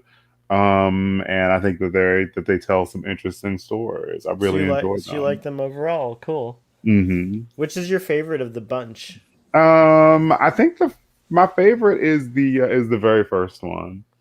Oh, yes. Oh, cool. And Ruben, I went to see it with you, right? And you hated it. Am I remembering wrong? No, or did you like the? Did we see it together? I don't remember what you thought. The 09 one, the first Abrams one. Just in general, what do you think of those films? I thought the 09 one was okay as a start to reboot Star Trek. I and then it all went to hell with Into Darkness. And what the hell was the last one called? Let's get Beyond. Idris Elba and put him in makeup and make him completely unrecognizable for the whole film. Idris Elba. You are Beyond. That was Beyond, right? Yeah, Beyond. I really, that was one of the things that I thought I was kind of, the only thing I was really mad about that movie was that Idris Elba was kind of like not utilized. Like I kind of like am, Idris Elba to me is like a Sean Connery type of actor. Like if you put Sean Connery under too much makeup and like hide his like, like I want to see Sean Connery. I want to see Idris Elba. I want to see Idris freaking Elba. Like he should have just like been Captain Franklin the way, minimal makeup, but that weird insanity, which There's looked a reason cool. Spider-Man's mask gets torn off every movie. It's because you show the moneymaker, bro. And if you hire Idris Elba, you show Idris Elba. Yeah. I want to see that. We saw him for like 2 sexy ass seconds. motherfucker. Yeah, he's very. It's true. It's true. Speaking of Idris Elba, he does a really good show. I don't know if you guys in the Luther? Thank you. You got there before me. Thank you. Luther. Yeah. Luther is fantastic. It's some really, really good procedural British television. I mean, Luther's so good. Yeah, a lot of people like Luther. Yeah, man. Henry Cavill may be the next Bond. That would be cool. No, Good the idea. personality of a turnip. No, no, What? Let's Like, go back. personality Let's of that- turnip? is the last thing that James Bond, I'm leaving. Sorry. Goodbye. Dave. Marcellus Dave. James Bond has to be like a charismatic actor. Like that no, we is lost. not Henry Wait. Cavill. Like Henry Cavill only just looks really good. Like he looks amazing, but that's it, dude. I do not like watching Henry Cavill. No. I don't Thank you, even like Marcel. James I'm Bond, so not I don't leaving. really care who they What? You like James Bond? No, Now I I'm don't- leaving. I don't think I watched James Bond movies. I mean, I would take. I what think was it? Quantum of Solace was the last one I watched. this is gonna be like an Oh, insane statement. God. You guys are gonna hate me for saying this, but I really think Tom Holland should be the next James. What is wrong with you? I know there's nothing wrong with me. I legit Drunk. No.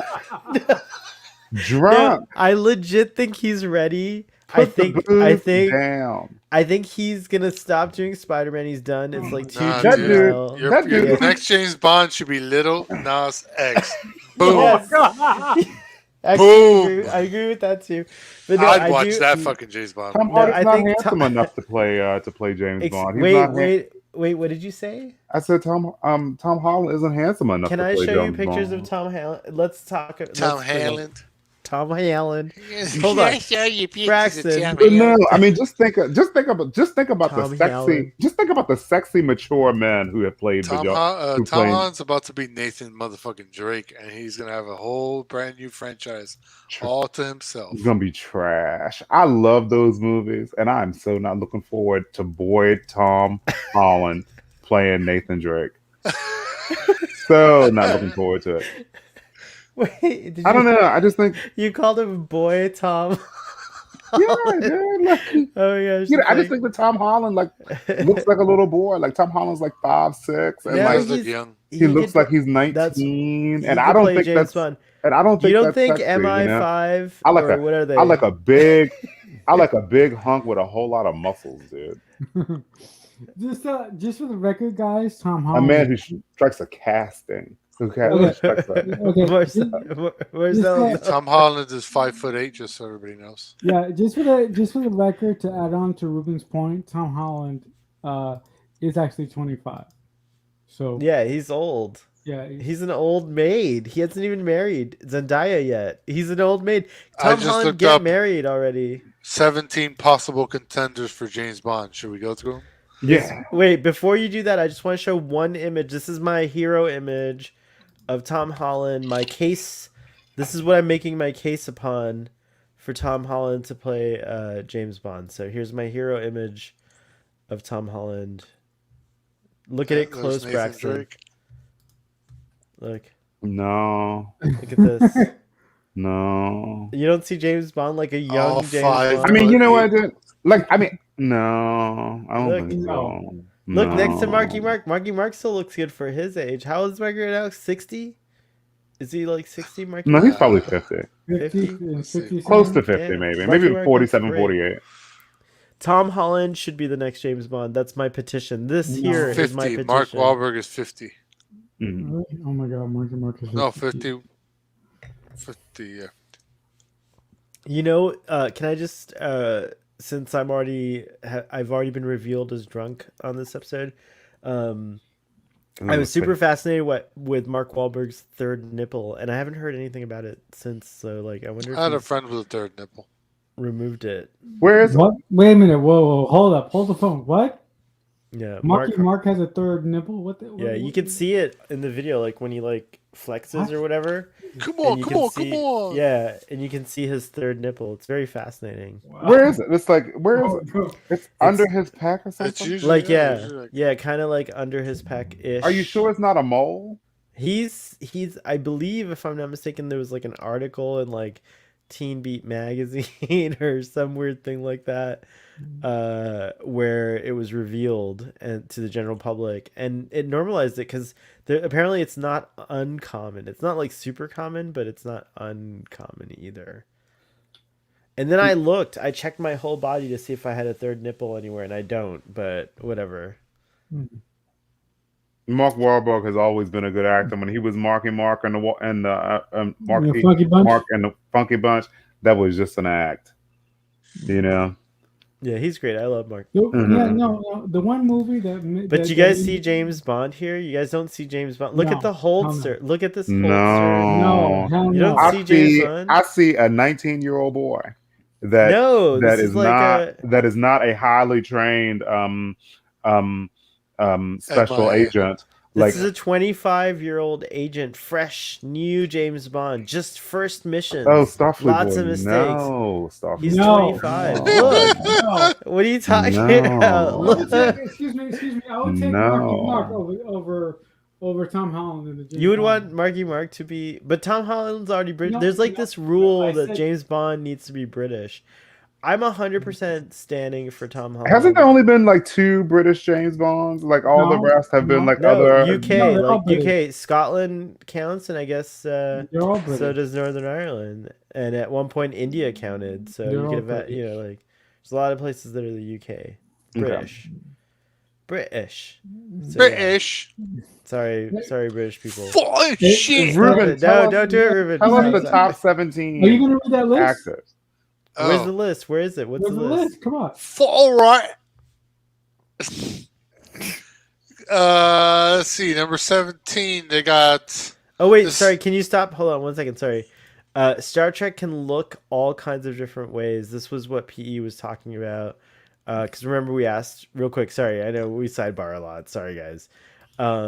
Discovery season 3 also had that brief mention of the Kelvin universe, which in a way also helped to integrate the That Kelvin movies into the great Star Trek world. That made me smile, by the way. That reference is season 3. Sorry. Yeah, that was Go ahead. really cool. All right, sorry, I had to finish that before we got. Okay, so this is the top.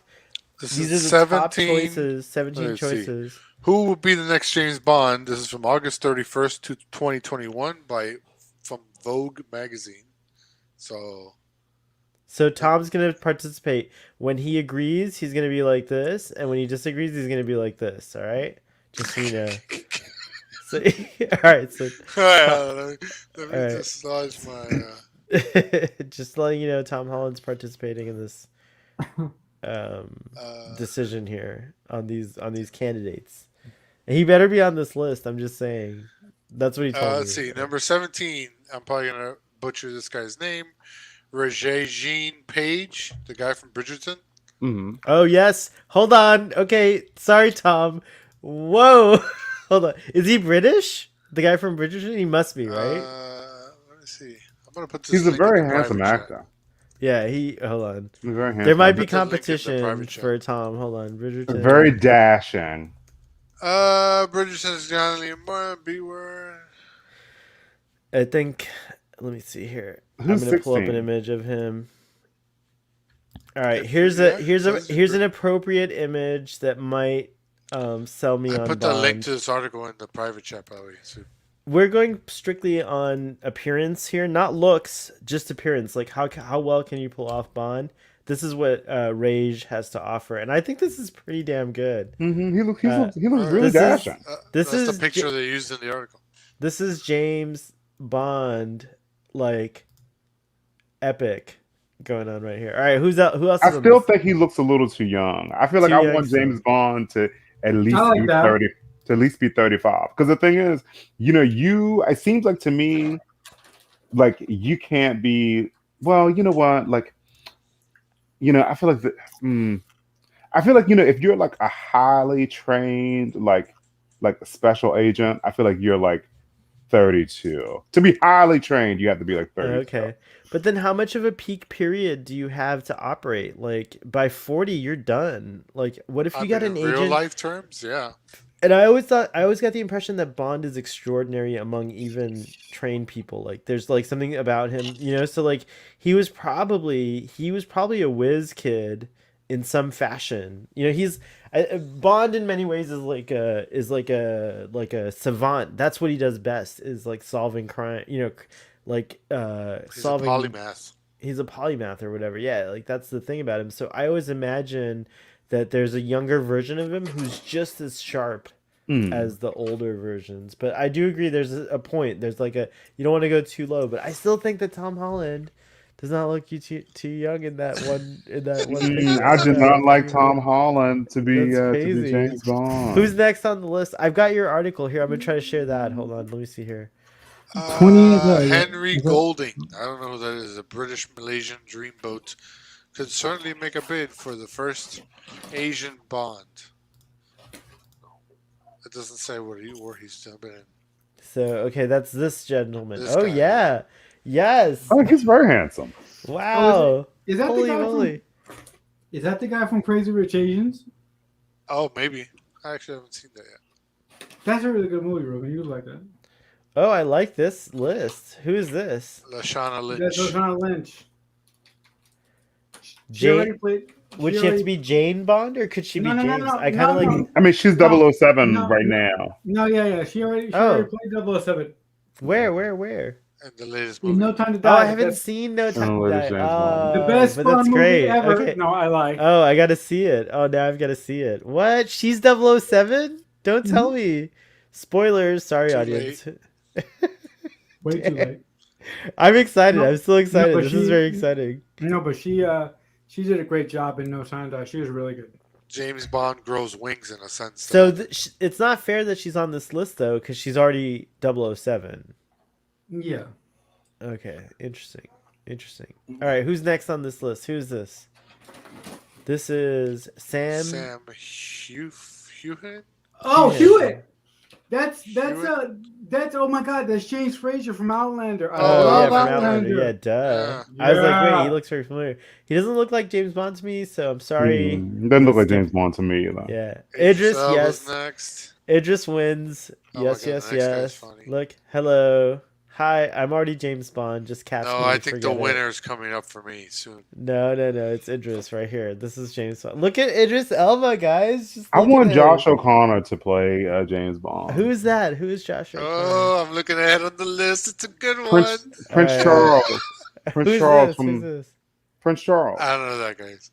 from We don't know. Oh, I like that. Oh yeah, he could. But I agree with you on that one. Look at that guy. Okay, this is a good one too. Actually, Tom Hardy, hell yeah.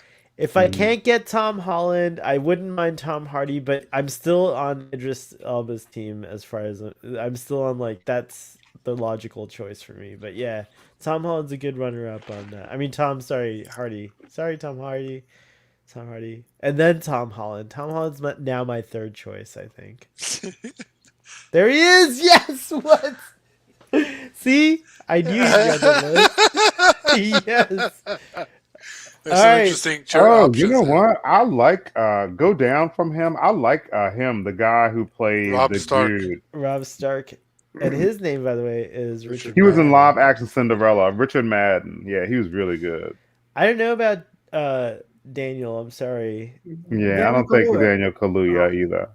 And I don't know about Tom Tom Hiddleston Hiddleston. is a No, good I don't know choice. about. I don't think he actually is. Sorry, I just see he's kind of typecast as a villain now for me. I just only see him as Loki.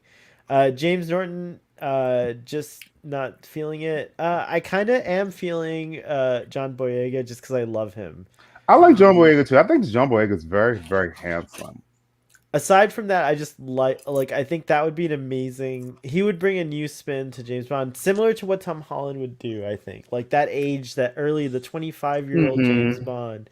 Like I think John Boyega's John the right Boyega's got such person. a big and strong jaw. I feel like he's got a really interesting face, like really Ruben, smooth skin, like a really Sorry. big masculine jaw. I think John Boyega has a really interesting face and very handsome. Ruben Sorry and to interrupt. Marcelo, you haven't said anything about John No, Boyega. or because anything. I don't. Sorry to interrupt, guys, but you guys couldn't hear me chopping up my popcorn as you guys were going through the list, right? No, Marcelo, you been getting high, dude? You got the munchies? no, I've just been drinking and eating popcorn. There's no. Oh, okay. There's What no are you drinking weed. tonight, Marcelo? Heineken. Yeah. Listen, I just want to let you go. I just want to let you guys know after we go through the James Bond list, I gotta run. Oh, Yeah. we're gonna lose you. Yeah, I'm sorry. I gotta. No. I gotta. Are you run. watching Foundation? I actually am going to binge Foundation tomorrow. Oh, that's epic. That's my plan. So after I binge Foundation, I'll drop my thoughts in the group chat for After Dark. If anybody wants to see that, All right, cool. I'll drop them there. But yeah, after we get to this list, I gotta run, guys. All right, we're almost done, right, Ruben? Is this It's a like- shame. Yeah, we're getting there. I know. We're getting there. Like Marcelo came back and like, well, it is pretty 4 late. We've more. been streaming for like an hour. Oh, it's only an hour and 30 minutes. We usually stream really well. But we started late though. Yeah, well, Oh, we can't talk about Henry Cavill because Braxton's gonna have a fit, and then I do love Killian Murphy. Mhm, I yeah. don't know, he But- seems more villain to me. But yeah, no, he doesn't seem like He's a very villain handsome. or- He's got a really very- interesting face. He has He's resting also a very bitch good face. actor. I like Killian Murphy a lot, but I just don't see him Yeah. as James Bond. I'm sorry. Maybe a Q. He could play Q. He has a bit of a resting bitch face. Wow. Wow. wait a minute. Who has a rusting bitch face? Real quick. Killian Murphy. Murphy. Oh, okay. Yeah, okay.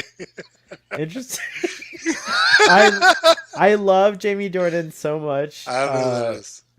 He's Jamie 50 Dornan- Shades of Grey. 50 Yeah. Shades of Grey. Oh, okay. But wasn't Jamie Dornan in also the British TV series The Fall? I heard. Yes, I knew that, but I've never seen it. So yeah, That's really good I think. show. I you're wonder correct. how he looks without that beard. In The Fall. Can I show you? I should show you Jamie Dornan. Hold on. Oh, let's Give go me down the a list first. Let's One finish more, the there's list. one No, more real left. quick, Marcelo. Can you hang on just for a second more? So I Yeah, He's can gonna yeah, shave Okay. Jamie Dorman. Yeah, sure. Yeah. Here, I'll Digitally show shave you. him. I just want to show Braxton. I just have to show Braxton Jamie Dornan, different Jamie Dornan views. Like I just want to like give him a full Jamie Dornan review here. Hold on. I want to say that the final guy, it looks like his head was shrunken a little bit. Oh, I don't really What? know who he is. On purpose? No. Oh, The no. by like supernatural means Oh, at birth. He was cursed at birth. oh my god. I'm sorry. all right. Let me see if I found a So good not cool. image. So not cool. But I guess I'll laugh. All right, we'll come back. We'll come back to this. But Braxton, here you go. This is James Bond Contender. Okay. Yeah, could work. No, Yeah, I mean he's a very handsome actor. Possible. he's very handsome. All right, but That's there he not is. I think he should play James Bond with a beard, actually, in my opinion. But just saying. I don't think that's regulation. Oh, we got an ad. How does that work? Oh, no thanks. Sorry. Luke Evans. That's right. He played See, look, his head got Zeus. shrunken. No, it does not look like that, Ruben. I like Luke Evans. Yeah, Luke he's Evans? Zeus. Do you guys Yeah. remember him as Zeus? No, I don't. Oh my god, hold on. Have you not Luke- seen what is that movie called? Do you guys know what I'm talking Oh, about? what, like that guy, that really shitty, like Gods of Egypt or something like that? No, that's not what it's called. It's really good. It was like the same director who did the 300. Percy Jackson. No, hold on. The Percy Jackson. Immortals. Speaking of Henry Cavill, Immortals. Did you guys see Immortals? That movie. Look, there's only two good things about that movie: Henry Cavill and Rebecca. And Ferguson. Luke Evans. Look, Yeah, do you remember how Luke Evans was in that movie? Here, I'm gonna show you. I'm gonna show you Luke Evans in that movie real quick. Hold on. Sorry, Marcelo, don't leave. This is I'm not Luke gonna Evans. He's gonna keep Marcel here. I know. Come on. Braxton, look. This is Zeus. This is Luke Evans as Zeus. Why is it twitchy? It's moving. I don't know, but it's like you could see him breathing, but it's part of. It's kind of nice. I wonder if he's wearing underwear. I'm sure he is, Ruben.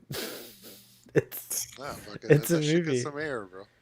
Air. Okay, I'm gonna stop this. Luke Evans thing. It's getting Ruben too excited. All right, here we go. Was he the last choice? He was 17. Yeah. Like... Keep scrolling, because you see the.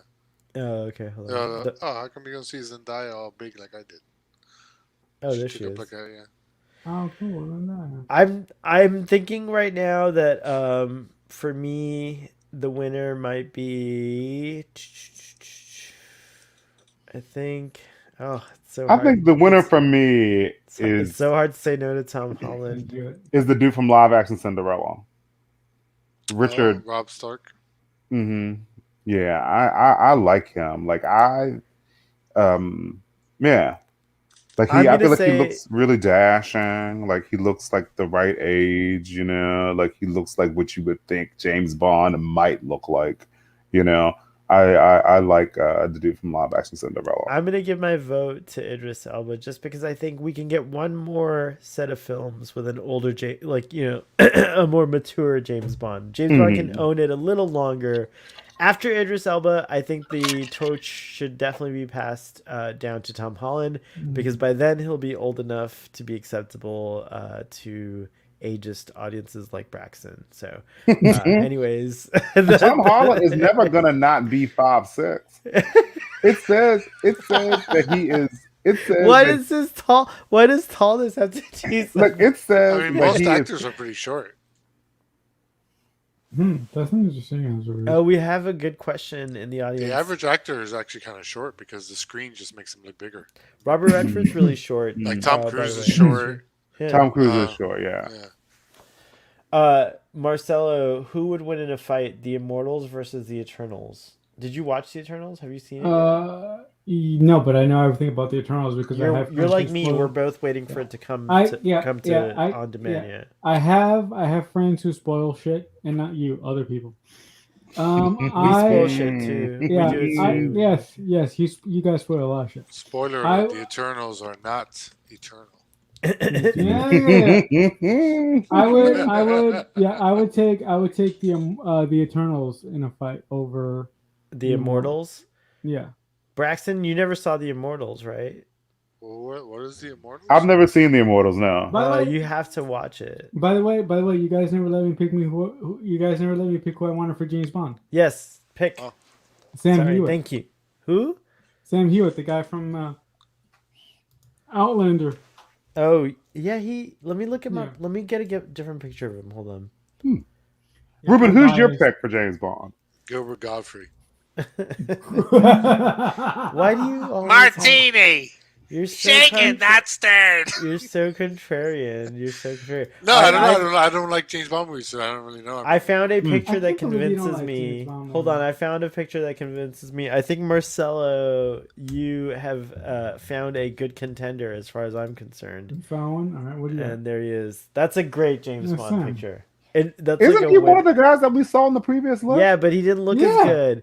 He didn't look like this in that picture. They picked a bad freaking picture. That's a really good picture of him. Yeah, he's got a striking jawline. Look at this suit. Also, that's a James. Eyes, you know, he's gonna fuck you up in that suit, and it's not gonna wrinkle, and it's not even gonna be wrinkled. That guy's gonna like fuck you up so bad, like you couldn't even imagine. And then to go glory hole, he'll fuck me up. Wow, Ruben. This is a new you. This is the After Dark program. I forgot to say adults only at the beginning of the stream. I apologize to the audience if there's like a younger audience here or a. I'm streaming this live to 3 middle schools in impoverished areas.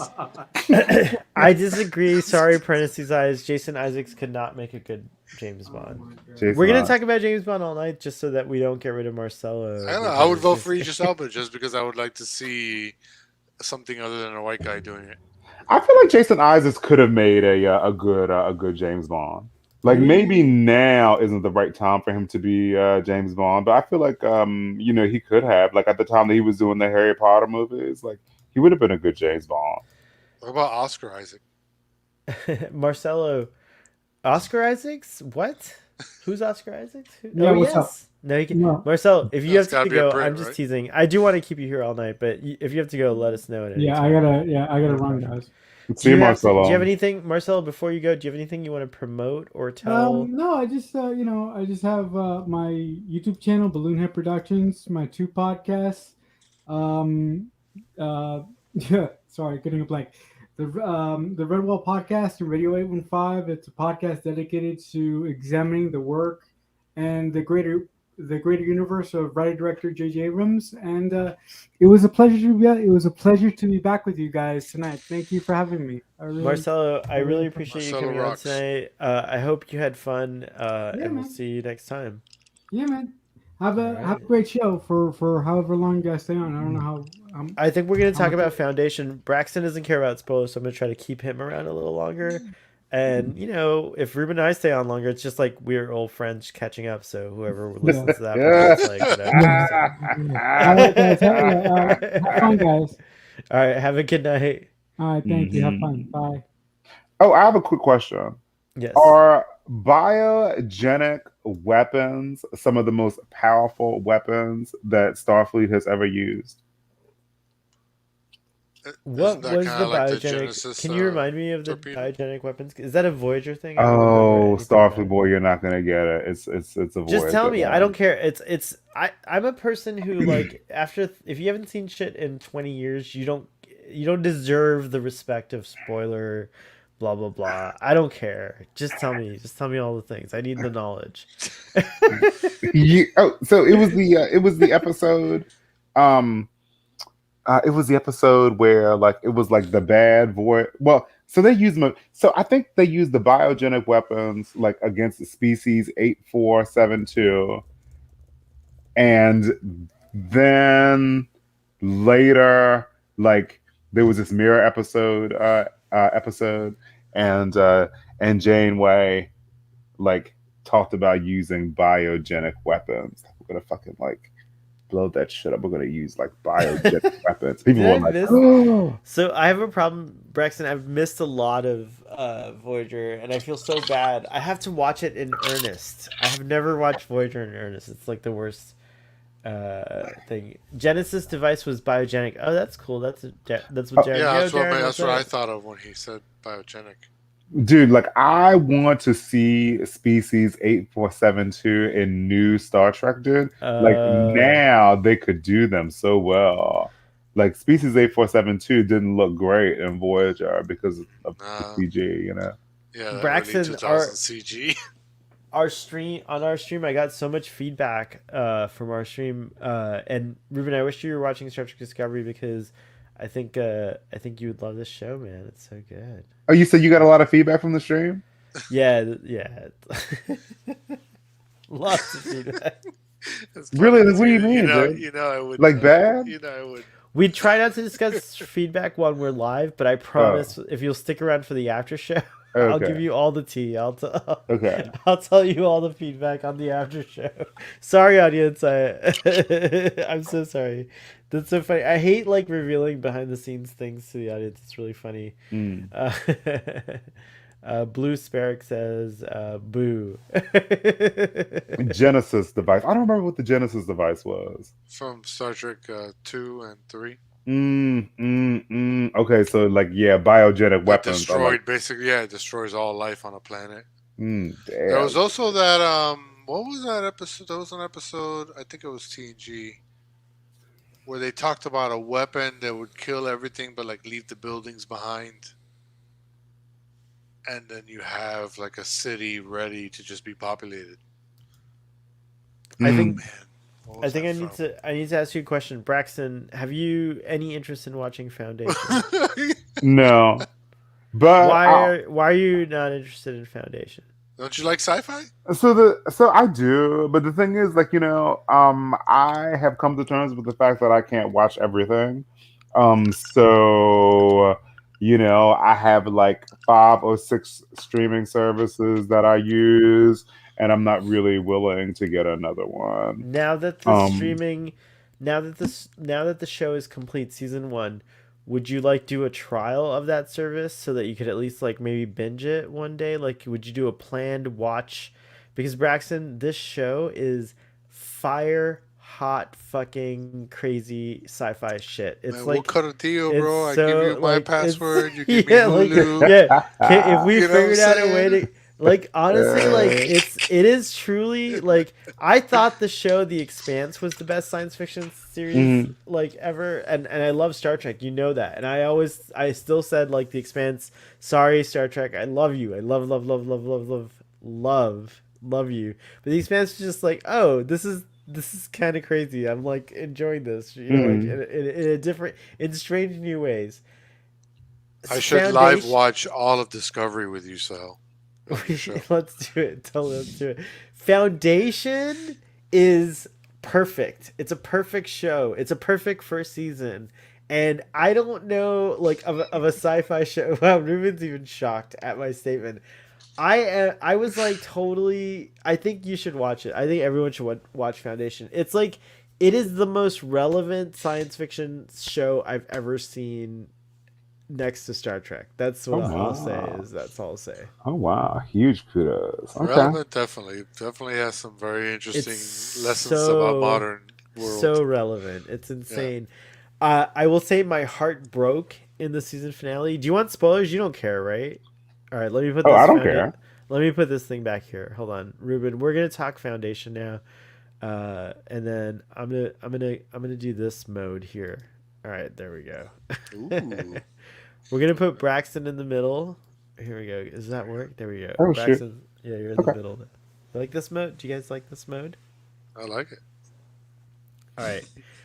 I was nervous about Foundation because it was a book that I loved reading when I was young, like when I was much younger, and I thought like I had an idea of what the book was, and like my idea of the book was like there's gonna be there's an inevitable point where like when a system becomes too big, like too bureaucratic, too huge to manage, where it will collapse, and you want to be with the people that are like already like, all right, this shit doesn't work anymore, let's go do the next thing. Like that's where I feel, because I'm a survivalist, like that's like my vibe, right? Like I'm just like life's, like life's worth living, and but I don't want to live in an empire. Like, who wants to live in a freaking empire? No one wants to live in that shit. They want to live in like free land, right? Like that's like Star Trek land or whatever. Like it's like that's where you want to live. Anyway, so to me, like that's the vibe that I remembered about Foundation. So when I was really nervous because I remembered a ton of details and stuff like that.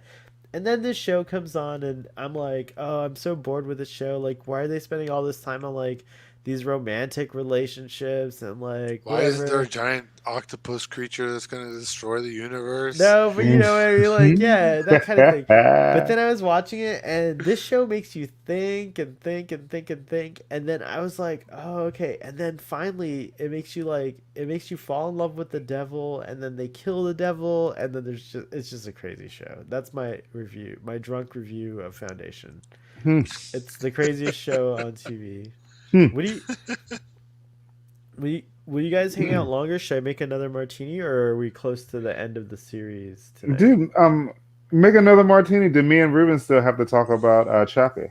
Okay. Oh, yeah. Excellent. Yeah. Oh, good. Okay, I love this. All right, make it show. All right.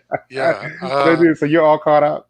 Well, wait, before we talk about Chucky, I'm going to bring you down a little bit on Foundation. From what I was saying, it's a very good show. It's very, very good. I don't know about perfect, But it's a really good show, especially since you like sci-fi. Yeah. You like sci-fi. You like that. You like diverse casts, strong black women as lead characters. Like Mhm. it's really cool show.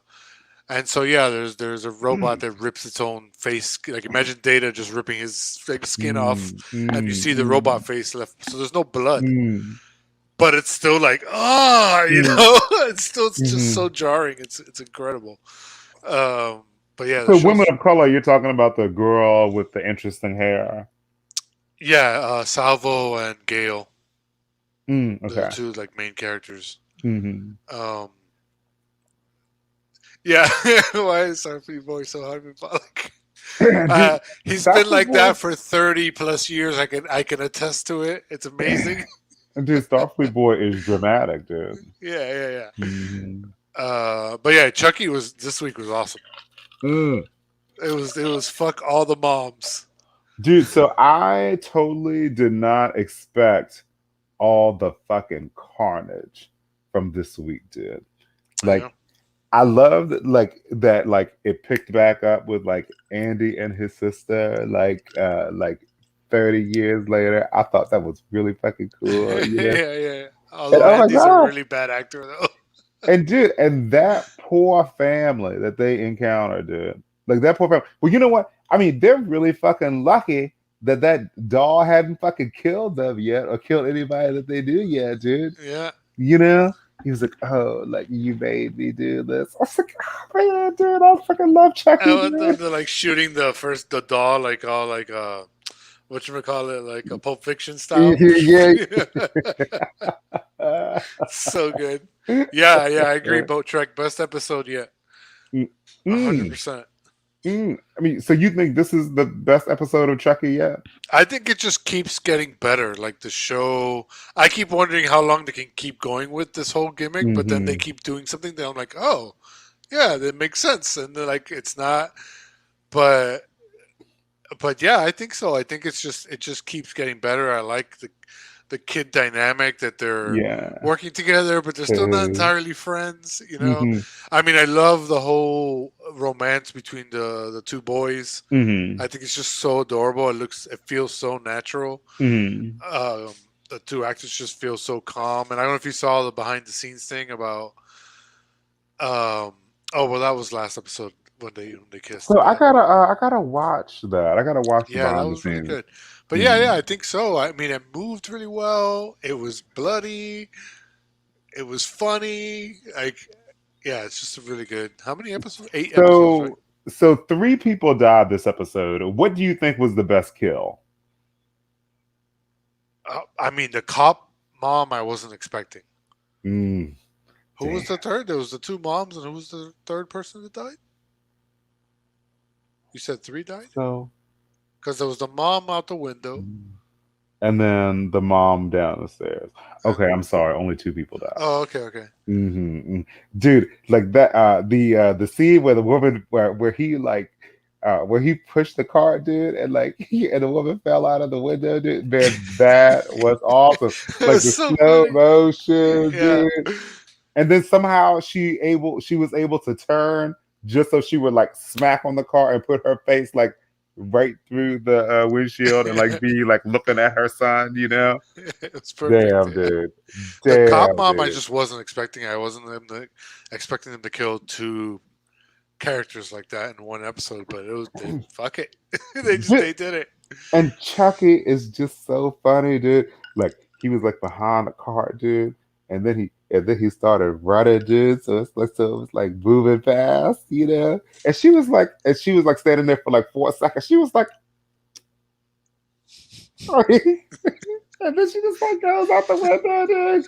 Yeah, that one was a little funny too because I'm like, man, I don't think those windows are that easy to break through, but fuck it, Chucky strength, because he doesn't even push it through. He pushes it and lets go. So it's just the weight of the cart pushing her through.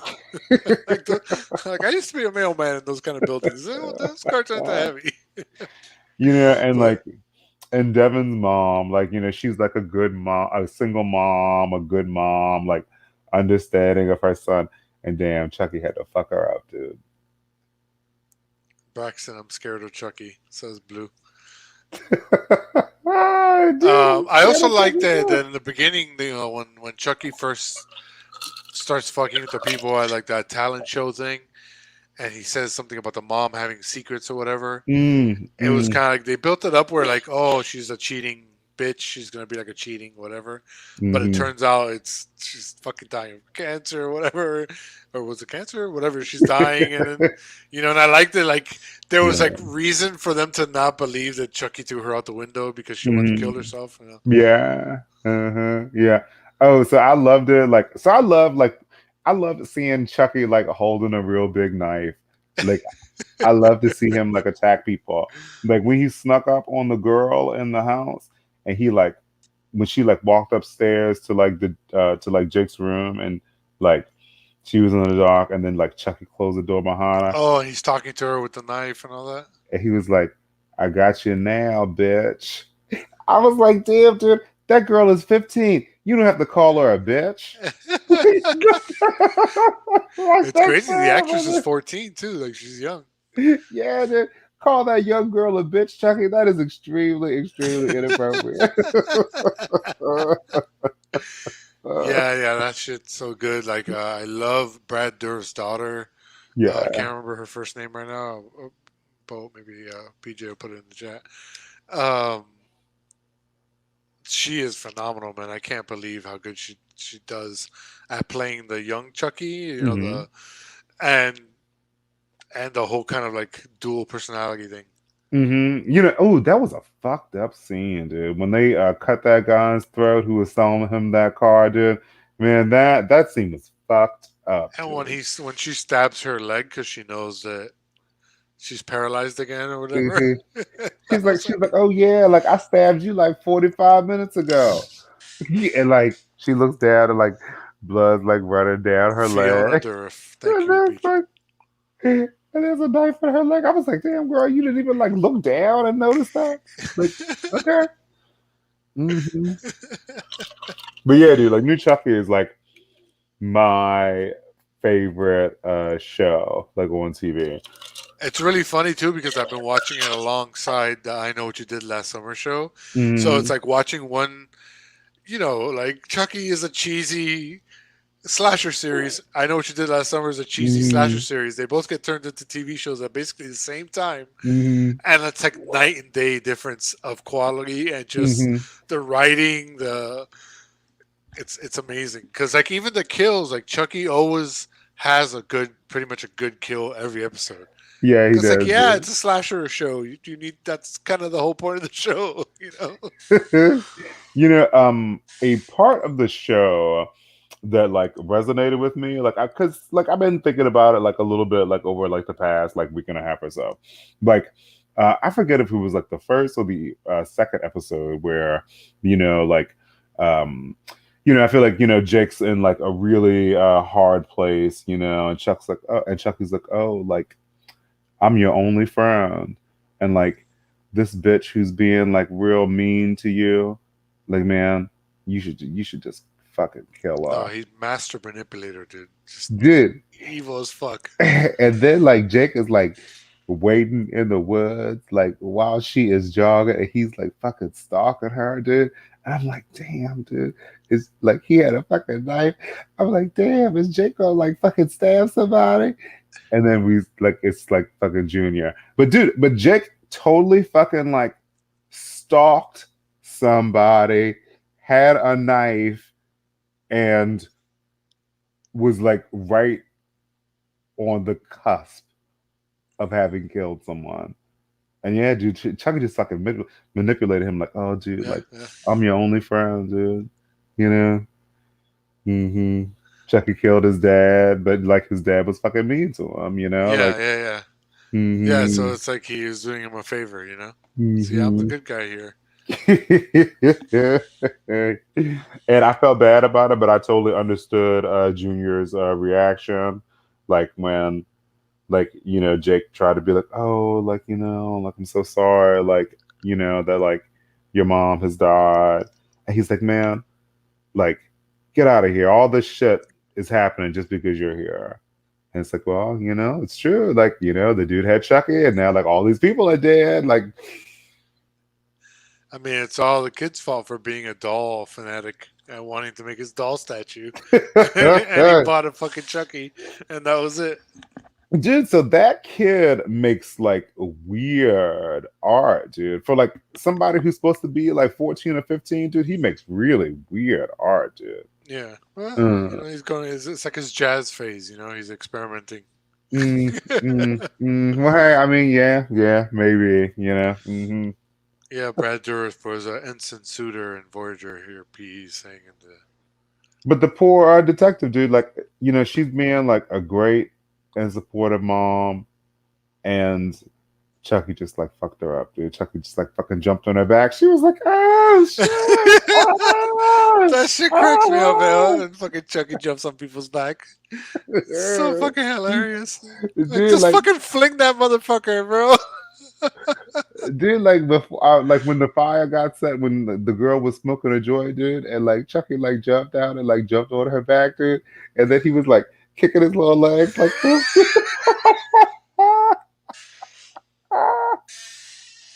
It's so good. It's so fucking good. Oh man, dude.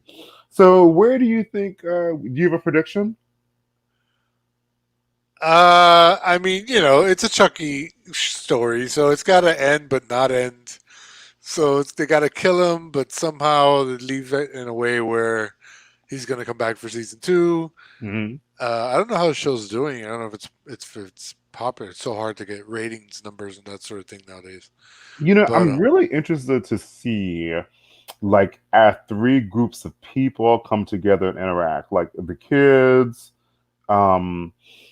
Jennifer Tilly's character, and Nora, and then Andy and his sister. Like, like in the next episode, are they all gonna like meet and do something?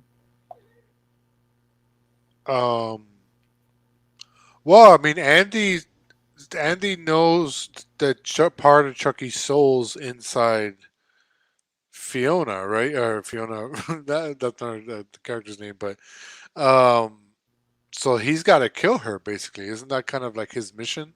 That's the thing. Yeah. Yeah. So I don't know. I'm curious to see if they would actually kill one of the main kids by the end of the season.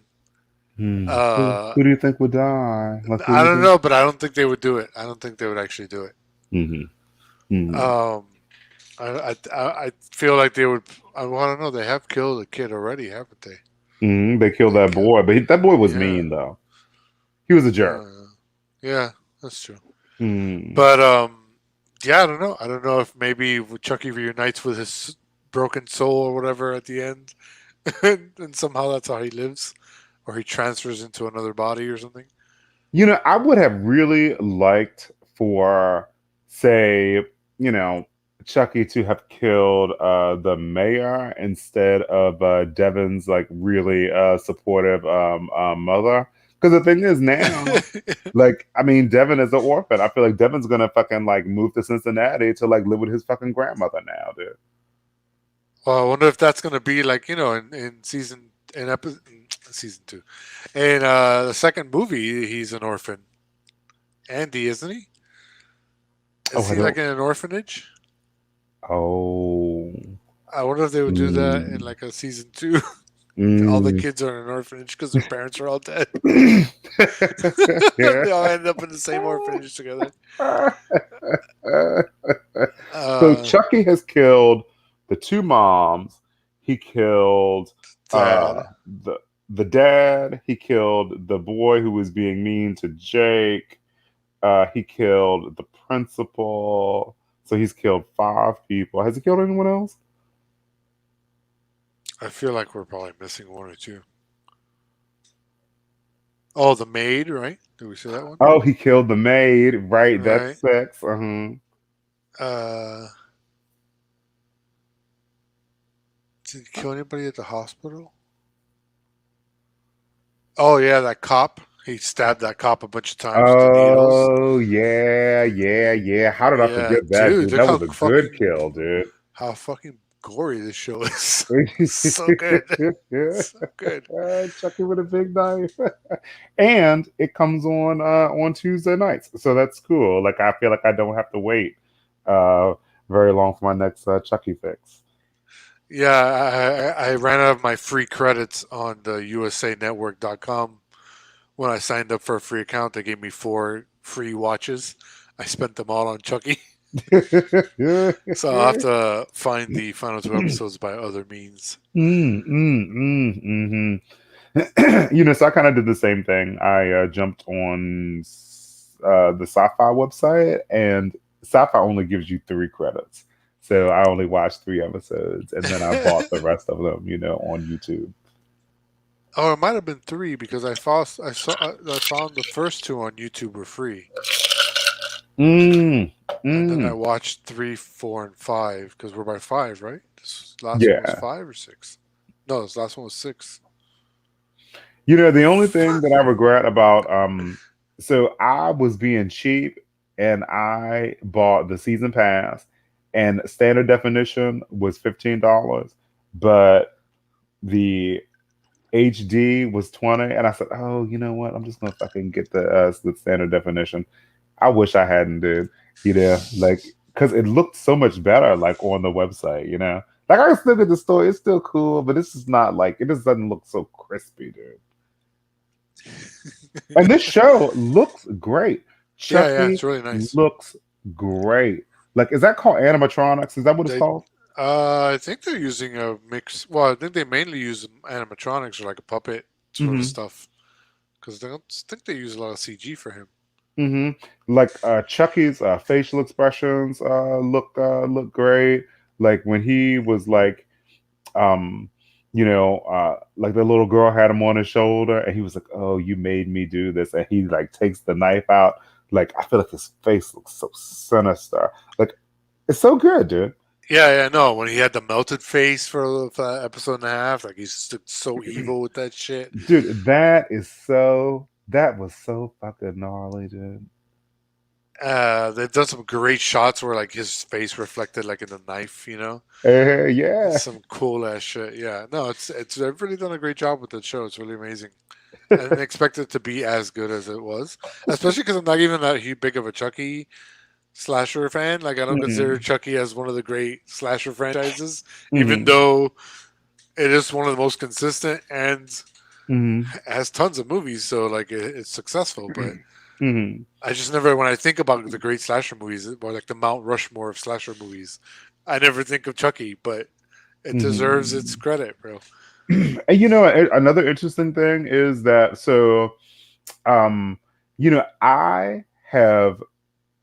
I was just gonna say that like representation is key and it brings people in.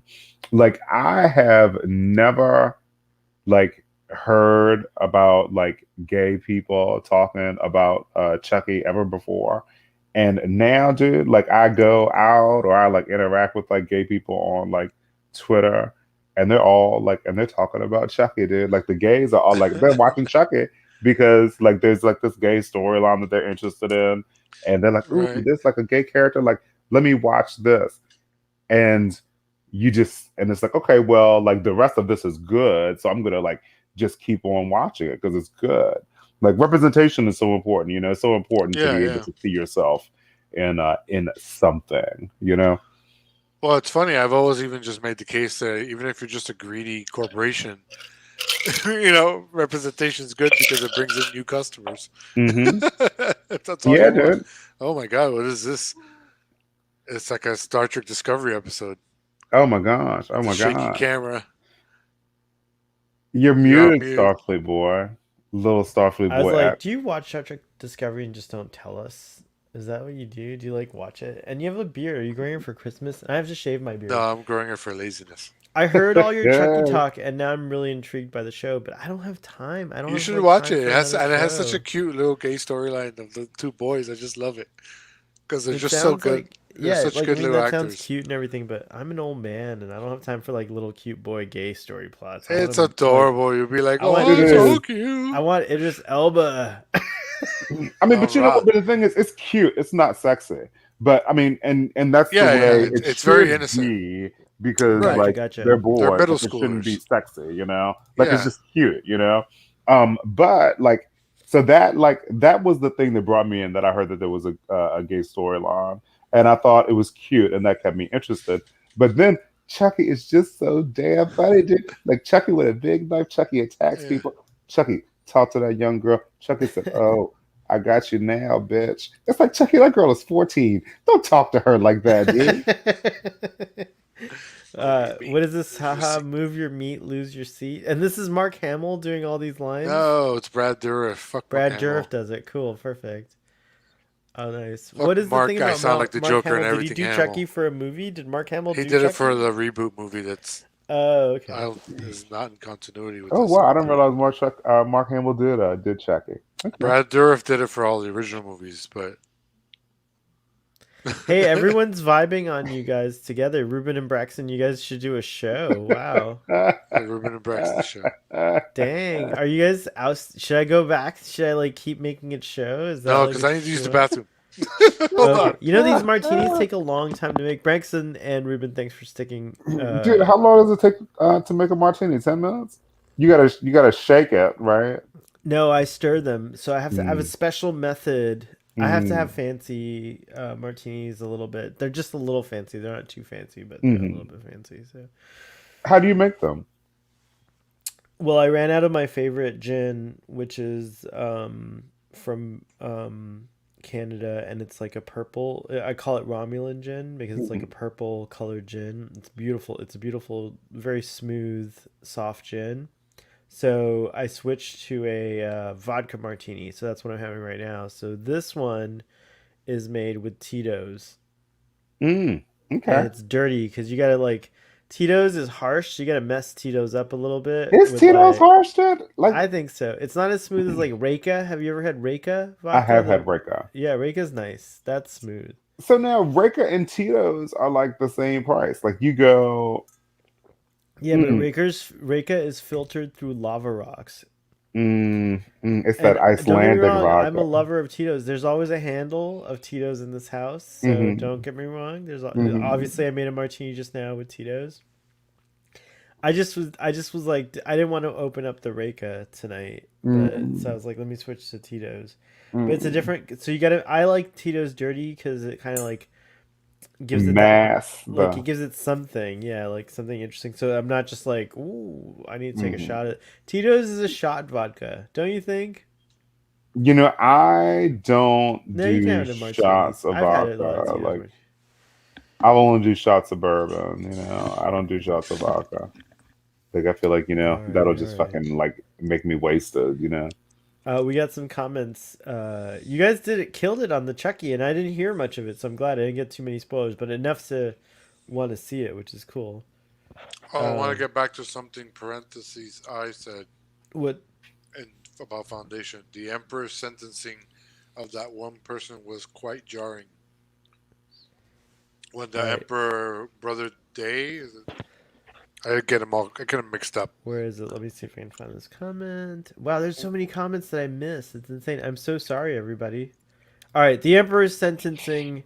Yeah, yeah. Okay, but we had to explain to Braxton what's going on. Braxton, before you, so you don't get too. I saw you yawning. All right, real quick.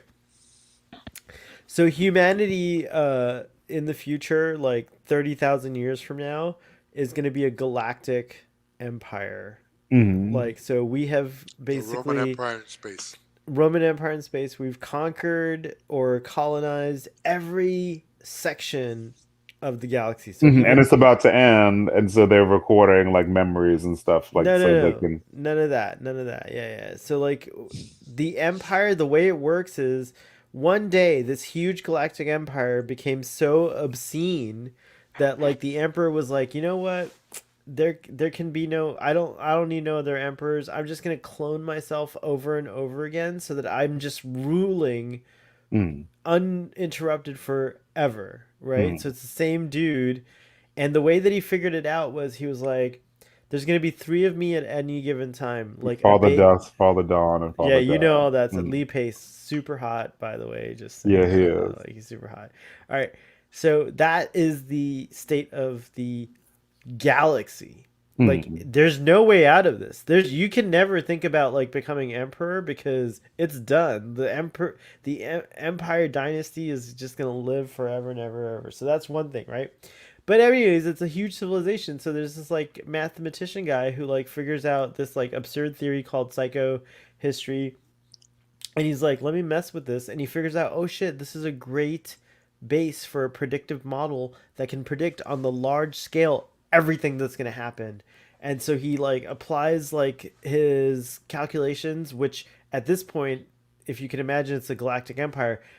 Math is like magic in this place, in this time in our history. Like whatever they understand as math, we don't even like, it's incomprehensible. They see things on like multi-dimensional mathematical levels, right? So anyway, so using this psychohistory equation in their time, he figures out, oh shit, I can't see anything like on the granular level. Like I can predict like Braxton's future or Ruben's future or Sohail's future, but I know exactly when the empire is going to fall, and I know how long the dark ages are going to last after the fall of the empire.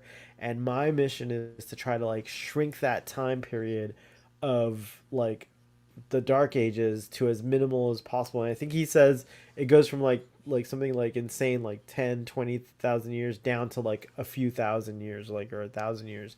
And already the scale of the show is huge. Like in season 1 alone, it takes place over I think a course of like 300 or 400, maybe 500 years. Ruben, do you know exactly how many years? But it's a lot of years, right? Like a lot of time goes What, by. season 1? Season 1, yeah. Whoa. It's like 130 years or something like that. Anyways, Braxton, the people who are revolting against the emperor, who I don't hate, I think they're actually like right, but also I understand things about the emperor because he's interesting. He's just an interesting character. Anyways, the people who are revolting against the emperor figure out that like you can corrupt the DNA of like the source The material, genetic the dynasty. the genetic dynasty, right? And so they fuck up one of the clones, and I fell in love with that clone. I was like, this guy is like my husband. Like he's just like he gets it. Like he doesn't want to be the emperor anymore. He gets that this is wrong. He wants it all to end. He wants to like procreate and have like a child and make that child the new emperor. Like he was like super into like the right direction, which I think the emperor should be abolished, period. But like, whatever. I also Of support. course, he was killed. Yeah, no. So yeah, so he died, and I was so Hmm. heartbroken.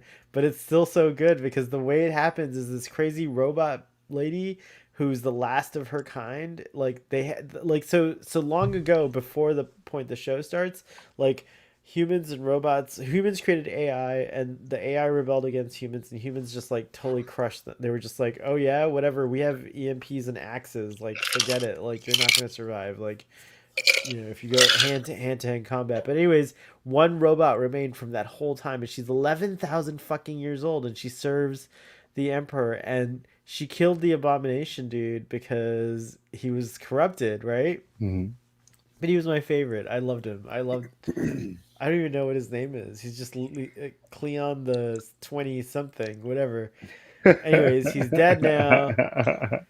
And then aside from that, it's just very relevant because like I feel like we are in a dark age at the moment, like just Hmm. in real life. So Well, that like whole Yeah. speech that Seldon gives at the end, yeah, yeah, or it's not pretty the end, cool. but to unite the two The sides. You know what I mean? right, The division of kind of like and I wish creating the father. division that like a lot of what happens with a lot of like politics nowadays. They try to divide us by race, or they try to divide us by like different means to like keep us fighting each other. So we're never focused enough to fight the real enemy, which is our representatives. The ones keeping us kind of fighting each other at all times.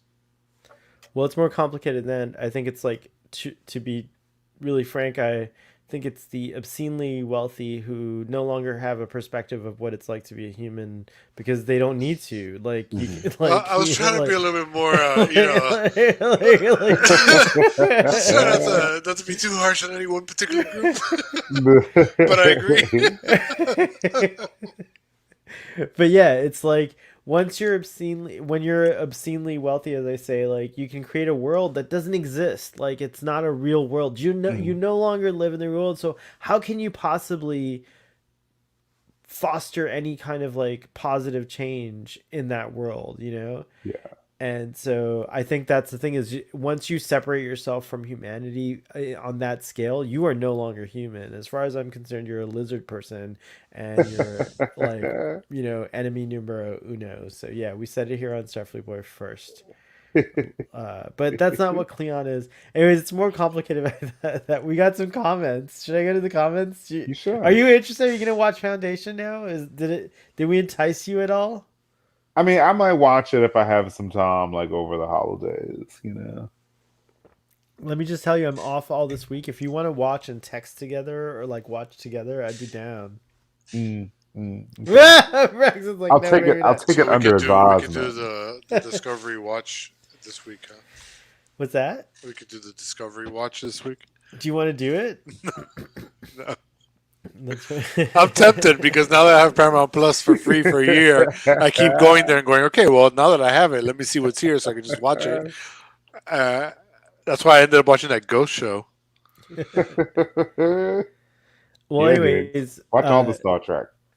I wasn't sure about Foundation because, like I told you, I had an impression of it from reading the books when I was much younger, and it's been a long, long time since I've read the books, but I have to go back and read the books because I'm enjoying the show so much that I actually do want to see how much of the spirit of the novels there is. I haven't really watched a lot of commentary material about it. I usually like to go online and like watch, like YouTube opinions and like, things like that. But for this, I'm just kind of reveling in it and like letting it unfold because I like being in the dark in a sense because it's very fascinating and captivating.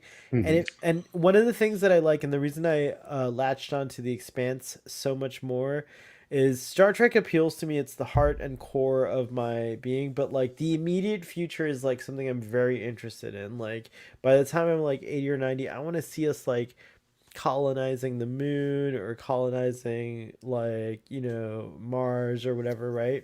And so what the Foundation kind of represents is like interestingly enough, even though it's like talking about a whole different scale than The Expanse, like The Expanse, we haven't left our solar system except for with these like anomalies, but at the same time what's interesting about The Expanse, there's no aliens, it's all humans. So it's very interesting to me that like there's a galaxy of only humans. Like I'm very compelled by that. And so I want to see what happens. Like I want to see what these humans are doing, and like why is it that way? Why did we never find or discover aliens? Like why, or other life forms or things like that. Like so it's very compelling to me. Because I kind of am scared that that's the reality. Is that we might be a unique thing, consciousness and humanity, and like this might be unique in all the entire galaxy, so who knows. So it's very interesting, and I think we should become a galactic democracy. One species per galaxy. That's communist. By the way, Foundation is probably one of the best arguments for socialism or communism that I've ever seen in my Oh wow! in my time. Yeah, it's a good case for it because as much as I like, don't get me wrong, the dynasty, like the emperor, he's hot and everything, but he's wrong. He needs to be removed. It's like too much. The comment that you see here, the emperor sentencing the death sentence or whatever, what he does to this person is basically insane. Like it's like he finds, okay, so Braxton, how in your lifetime, how many people would you estimate that you've just like interacted with? Like not even like, it doesn't have to be meaningful, but just interacted with. Probably a few thousand. A few thousand, right? Let's just say 3,000, because like from when you were a kid and those little kids and they, stuff like that. So you've maybe touched the lives of 3,000 people. Well, you're like, you disagree with me, I'm the emperor, right? And you're like, I disagree with you, I'm gonna try to like fuck you up, and then I'm like, oh, your plan failed. Guess what? We've traced every single person in your whole entire life that you've ever had like any kind of contact with, and just now, right now, like I do this little gesture and they're all dead. They're all dead, and that's your punishment. So wow. Yeah, it's a pretty epic punishment, but anyways. Wow. Huh. Yeah, You gotta watch it. It's crazy. But that's kind of like what that world is. When you're obscenely rich, you can do whatever you want, and it doesn't mean Yeah, anything. they can erase you from. Yeah, like we're living in a world that's becoming more and more digital, and someone can fuck your shit up, and that's it. It's also Sure. kind of interesting because even though she was powerless to really say anything back, but it that's only means something to him because he cares so much about his legacy. Whereas other people might not really give a shit too much about their legacy. They're just trying to be good people in the moment, and it's not really. Ultimately it's a punishment because she's going to be like in this state of suspended pain or whatever, but like it's not a punishment in the sense that she doesn't care about her legacy in that sense. Anyways, season 1 wraps up Braxton with no answers, and Geekin' is right. Like he's like, where are the clones after 138 years? Yeah, season 1's like you were gonna give you all this like juicy stuff, but like I'm ready. I want season 2 so bad. Uh, Blue says poor Braxton is falling asleep. I kind of see it. Braxton, we're gonna end the stream. Oh my god. We're gonna we're Oh my gonna god. I'm sleep. sorry. No, it's okay. I don't want you to pass out on camera. Audience, thank you for joining us. Tomorrow we are not doing Star Trek the original series discussion. We're doing a Prodigy discussion so that Prodigy gets its own kind of solid thing. So Braxton, if you've seen Prodigy and you want to come on that discussion, like the latest episode, you're totally invited. Ruben, you haven't seen Prodigy, but it's a very short watch. Only It takes the like first two episodes. two and a half hours to watch the whole series. So if you watch it by tomorrow, you're welcome. But I will have to ask you to be super conscientious of PG-13 because my mom watches those daytime streams. No, I will not. And she said something last night. She said, "Why Ruben say things bad about women so much?" And I was like, "Whoa, what is that all Say about?" what? Yeah, say bad about women. So I'll tell you offline what she said. But yeah, she was Oh like my confused. When the hell do I- I ever say anything bad No, about women? well, it happened. It happened. I'll tell Did you you what call she said. somebody a bitch? It might have been that. My mom's very sensitive, but she's on Yeah. those streams. I can't do anything about it. She's like, I'm going to watch your daytime streams. She can't watch the After Dark because one time we grossed her out with like some really graphic description of something, and so she no longer watches the After Darks. But she watches the daytime streams. So I got to be more careful how those go. Like, I'll coach you, Ruben. I'll coach you on like my mom's acceptable. It's alright. I'm thing. not gonna watch Prodigy, so I won't be able to We scared I Ruben. saw enough. Dude. dang. All right, Oh, cool. dude, no, Prodigy's getting better, Ruben. It's really good. It's so Yeah, good. Prodigy's getting better. I feel Ruben's like not gonna lie. You know what? It's gonna get a lot better for me, brother. You know what? Ruben's not gonna Those like. first two episodes are horrible. Ruben's not gonna like anything. He's like a post Star Trek person in like real life. To be honest, I don't think Star Trek's like really a part of his life anymore. Except that he watches it when he goes to sleep. That's the only time he watches Star Trek is when he's going to Don't sleep. like modern Star Trek. That's all. But so the thing is, like, other than the new shows, I feel like now I've transitioned only into kind of watching Star Trek like when I get in bed. Like, I get in bed at like 10 It's very o'clock. comforting. And like, and like for an hour, like I'll watch one episode of Star Trek, and then like I'll start watching another, and then by the time like I'm like not even halfway through the next one, like I've fallen asleep. So yeah. Yeah, I fall asleep to TNG every night on my phone. You guys use it as a warm blanket. Shout out to Gary. Hey Gary. Gary, what? Okay, so yeah, we don't want Braxton to fall asleep. So, what do you guys have to promote before we end the stream?